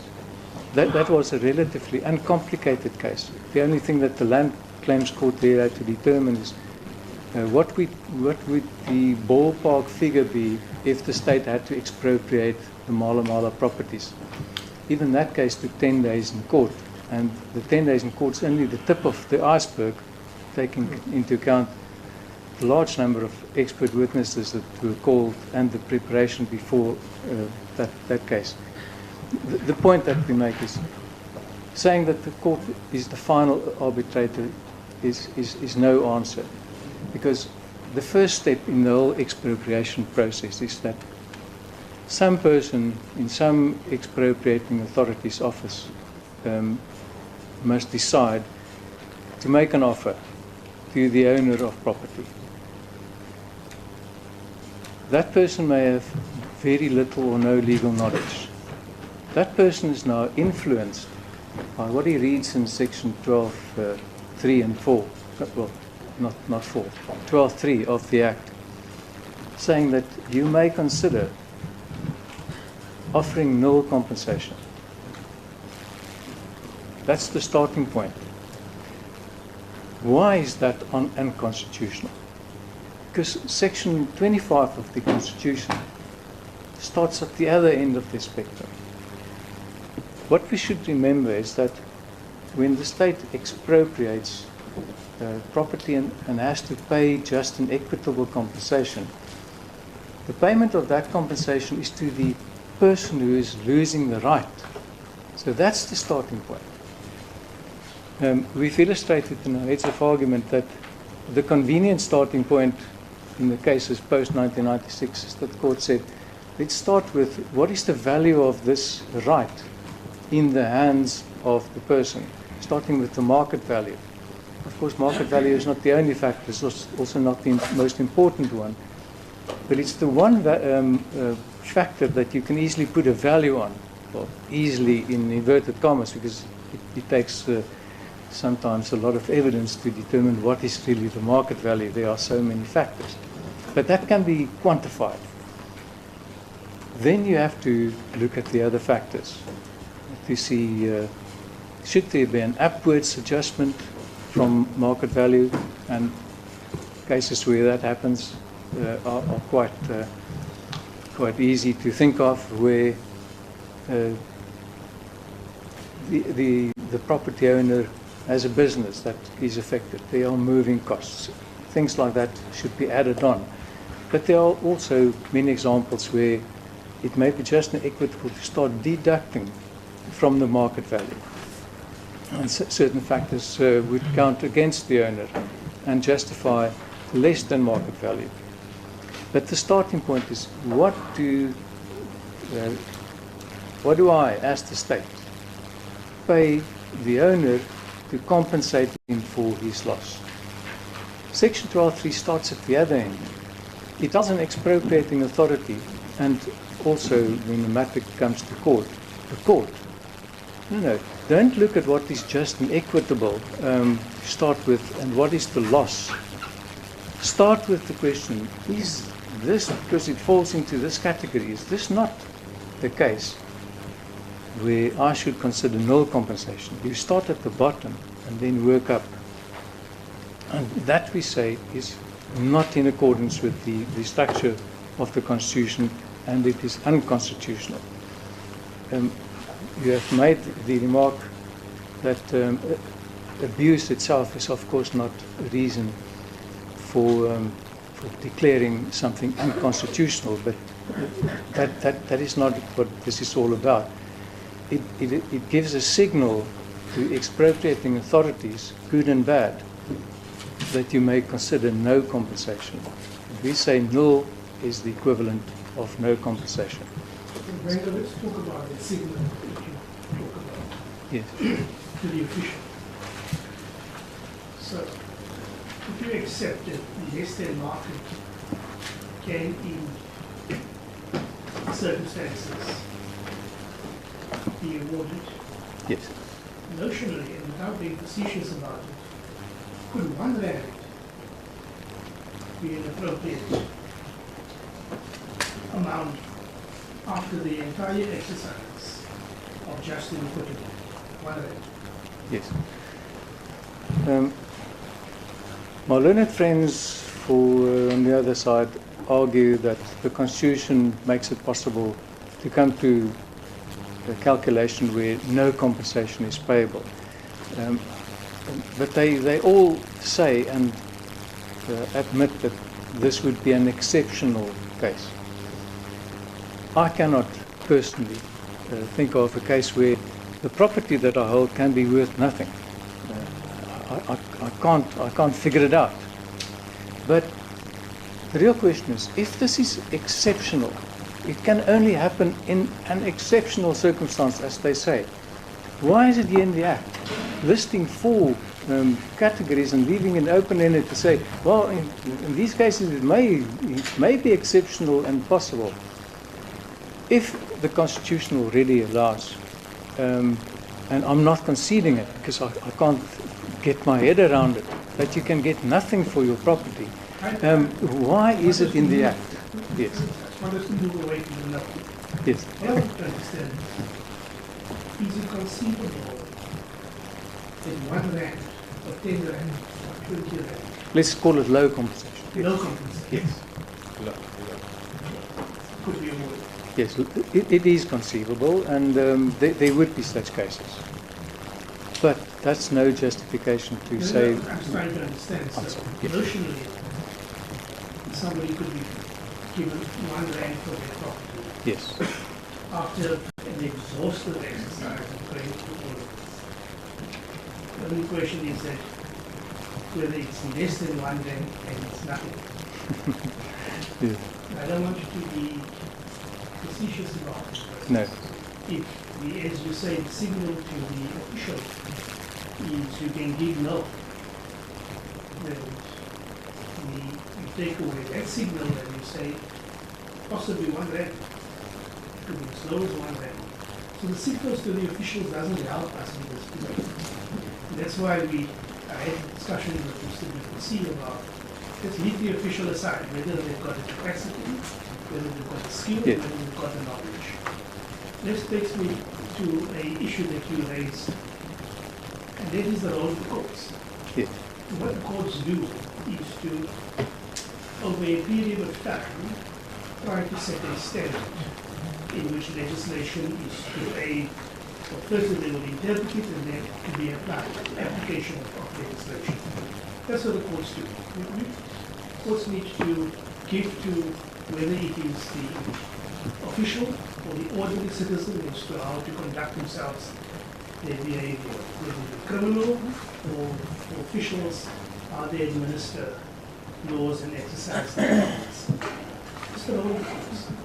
And the courts will give, the courts will set those standards, and the courts will give clarity. And that's where it's going to be for the next, I suspect, 100 years, that the courts are going to have to play this role in interpreting and giving a directive to state officials and to the public at large as to how they conduct themselves. The public and the state official as to how to apply the laws. It's going to be and sometimes you get the big case that in which the Constitutional Court is able to strike down very clearly and set the example clear. Then life becomes easy after it. But they are going to be fairly, I can imagine, as you correctly point out, fairly complex issues that are going to meander their ways up to the courts. And that's the sense that we must have in the courts and the judiciary over the next 100 years to do that. Yeah. Judge Saldana, I fully agree with that, but that is part of our problem. This section, courts, when doing that exercise, and there will be really difficult cases. Well, most of those cases are difficult, but there will be some that will be really difficult. Courts have to apply the standard of Section 25(3) of the Constitution. That is what they have to apply. Courts need not be prescribed by Section 12(3) of the Expropriation Act how to go about in that exercise. And that is where we say this deviates from the structure, the constitutional structure of Section 25(3) by not only prescribing to expropriating authorities where the process starts, but to the courts, how they should do their job. And that we submit transgresses into the court's duty, and it oversteps Parliament's duty. Parliament is not there to prescribe to the court how to do its job. And that is really one of the bigger problems in our approach. I just want to make sure, you keep using the word prescribed to courts. You don't You said the provision is not drafted in peremptory terms. Yes. But you say regardless what its function is to put something in the judicial officer's mind. Yes. I don't know what the yes, terminology would be, but prescribed is not perhaps. perhaps. Yes. All right. So Yes, Justice. Perhaps a better word is it suggests. it suggests. Yes. And so, but you do accept what they all say, that provision is not drafted in peremptory terms, and in fact it's a wide open. You say it's a wide habit. Yes. Because it sends out the wrong signal. Perhaps signal is even a better word than prescribed. It sends out the wrong signal, and that signal offends the exercise that the court has to do under Section 25.3. That brings me more or less to the end of the opening address. I wonder if this is a convenient time to.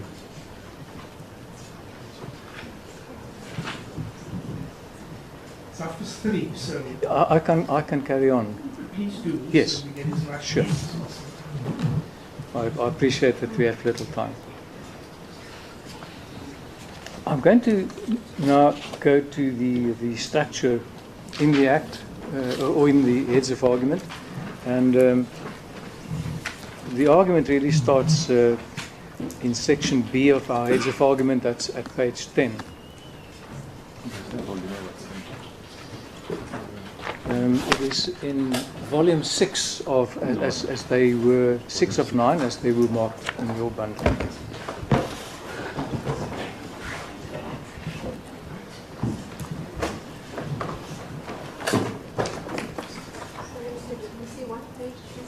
I'm going to start at page 10. That is under the heading Section 25, the Constitutional Framework.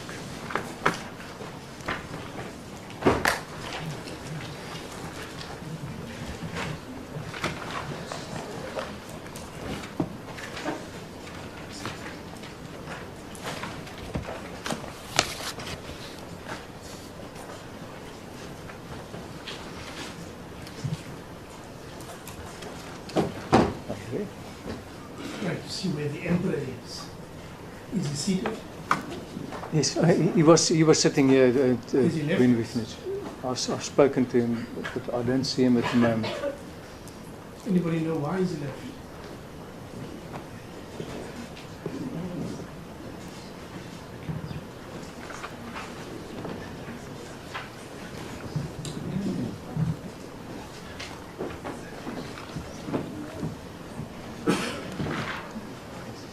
Sorry about that, Mr. Venga. I just don't want to know because he's the only unrepresented person before us, and we need just to make sure that he's properly accommodated for us.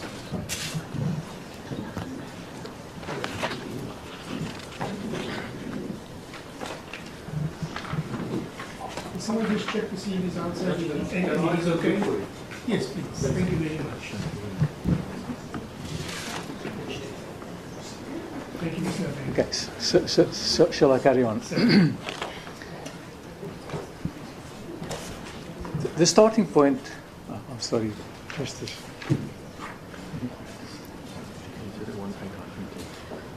To me, calling you judges is not that difficult. I've been practicing the land court for the last 20 years, and there we started with that immediately, which makes a lot more sense. Let's start with the constitutional framework, because determining whether the Expropriation Act is constitutional, we have to measure it against the Constitution, in particular Section 25. We wish to emphasize the following propositions right up front. Firstly, Section 25 of the Constitution is both transformative and it's protective.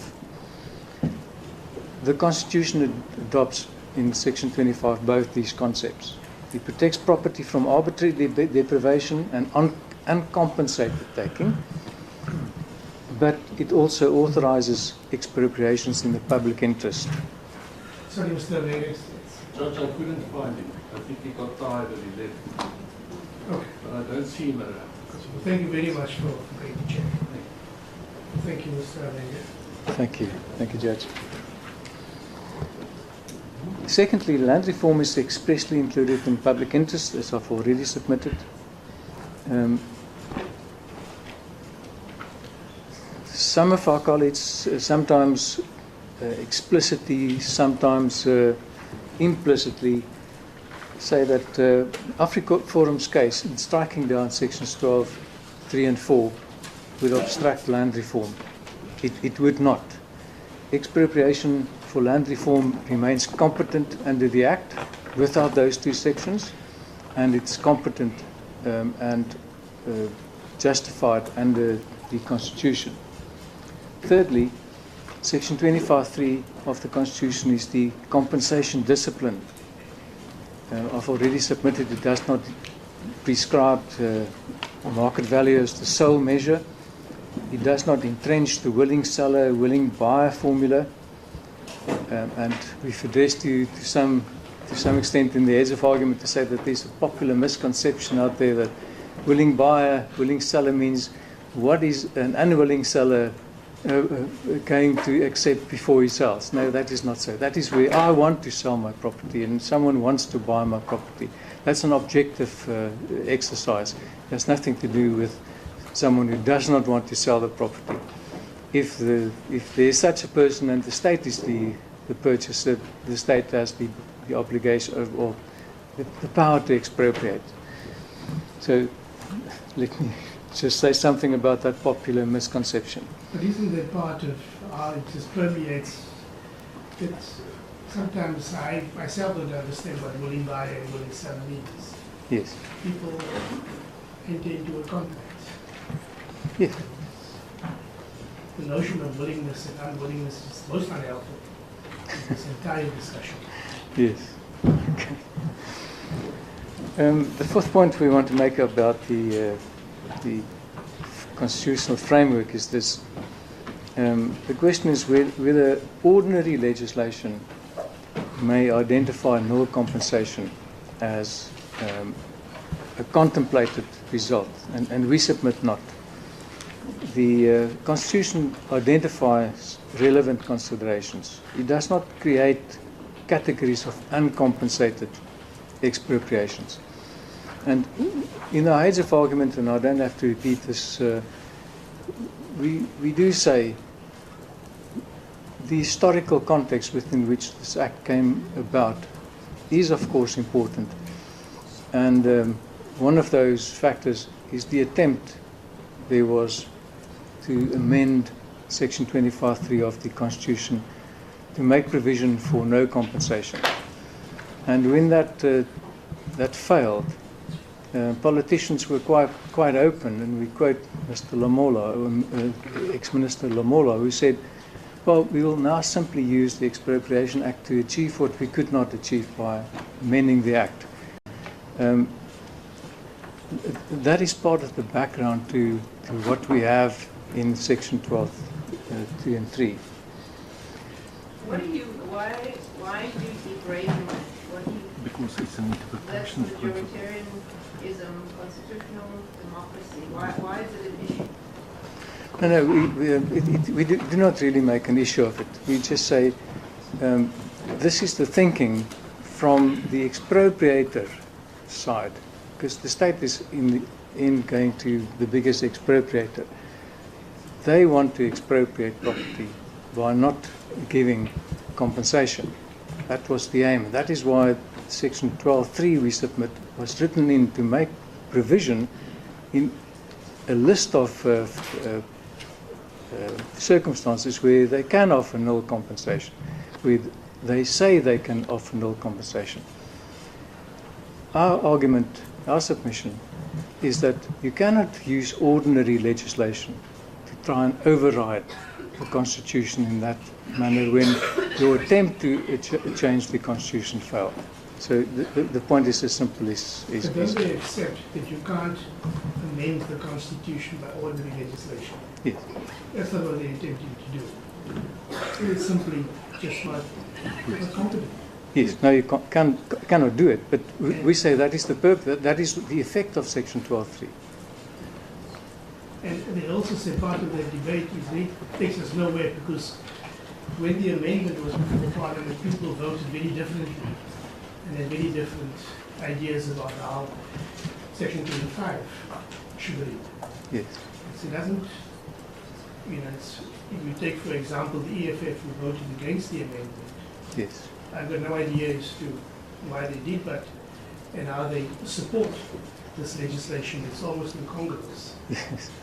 But, that's politics. That's politics.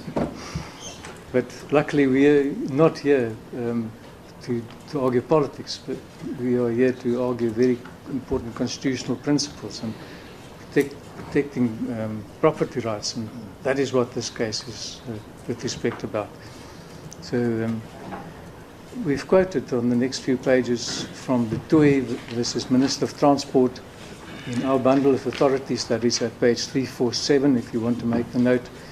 But the important parts of the TUI we have quoted in the heads as well. And it simply says that the list of factors in Section 25.3 is an open-ended list. Not all factors will be relevant in any particular case. Some factors may not be relevant, and the court has to decide which factors are relevant and then make a determination. We've quoted also extensively from the minority judgment there, which says that starting with market value is, I'm thinking about the other case, but this judgment started with the two-stage approach, determining market value, and then see if it should go upwards or downwards. In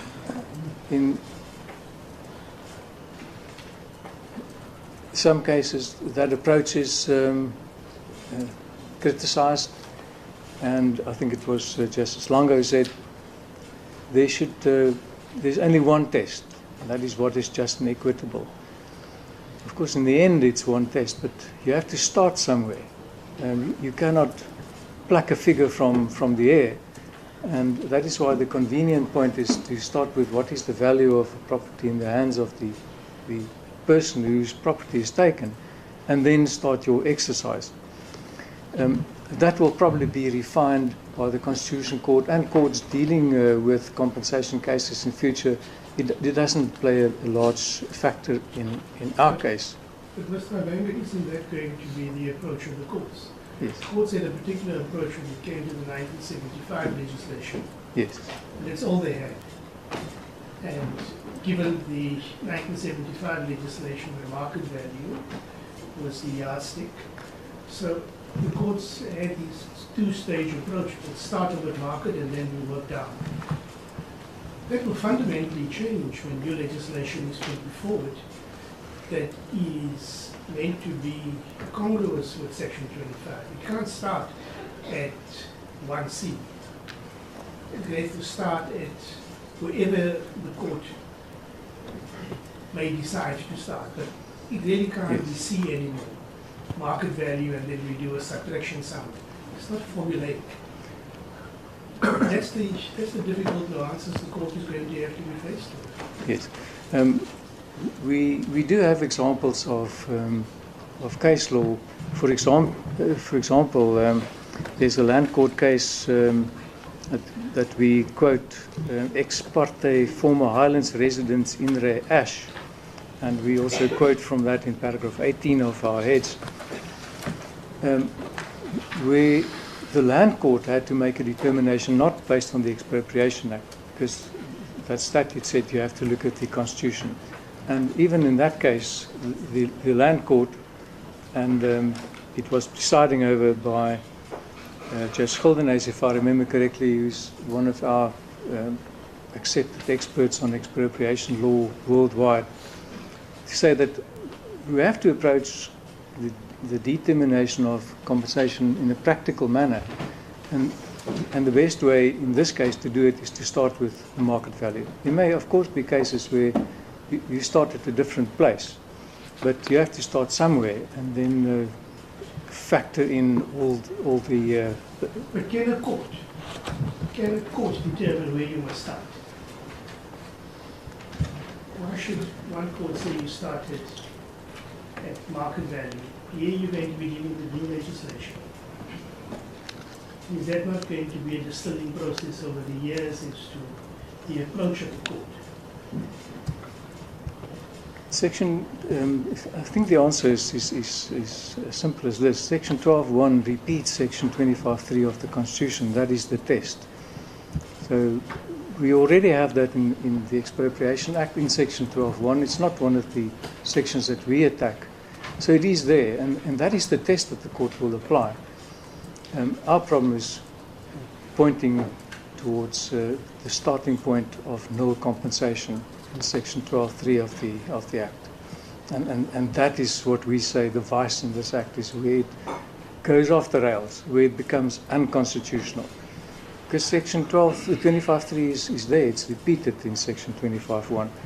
The fact that the words time and manner of payment are not there is not in our submission from our side a problem, because other sections in the Expropriation Act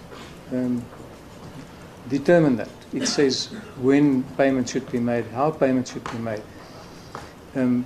For example, it says, I think it's sections 18 and 19, when the compensation has been determined, then you have to look at whether there's an outstanding mortgage bond, whether there are outstanding property rates and taxes, and those persons or entities are paid first from the compensation. It may be in the end of the day the owner gets nothing. It's not because he didn't get compensation. The state, who's the expropriator and paying the compensation, is now paying your debts on your behalf out of the compensation money. So the time and manner of payment is dealt with. We do not, from our side, see a problem in that. But the answer to your question with respect to Section 12.1 of the Expropriation Act repeats the test of the Constitution. And that is what the courts will have to apply. That's what the courts will deal with. And the courts are fully equipped to do that. And if you get an inexperienced judge who has it wrong, you have a number of higher courts who can deal with it. Because these matters are always difficult. There's always someone higher up who may think differently. That's the point. Yes. At some stage the courts will hopefully be able to give the appropriate approach to dealing with these matters. Yes. And at this stage, simply to rely on the approach the court adopted on the 1975 Act yes. might not be the starting point. Yes. No, we do not do that, but we repeat what the interpretation of Section 25.3 was in light of that, but also without, in cases where the old Expropriation Act did not apply. And a very similar approach was taken there, because it's a practical matter. I'm trying to understand the distinction between the interpretation, the constitutionality, and the approach to be adopted by a court with regards to the determination of disputed compensation. It might well be very different. Yes. The interpretation at the end of the day will crystallize as what the Constitutional Court eventually decides. That is so. And we will have a development of case law and of the expropriation law in view of the new Act. But that should be, in our submission, without Section 12.3 and 4. Is this a convenient time to adjourn? Yes.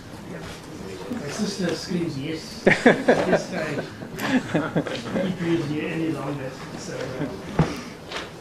thank you, Mr. Renga. We'll start with you again tomorrow morning at 10. Sit here in the middle. And thank you, everybody, thus far for a very long day, start of the week. And hopefully we'll get to by the end of the week. If not, I do not even want to contemplate that. But thank you for your attention and your cooperation thus far. So we see the 10:50 morning we adjourn.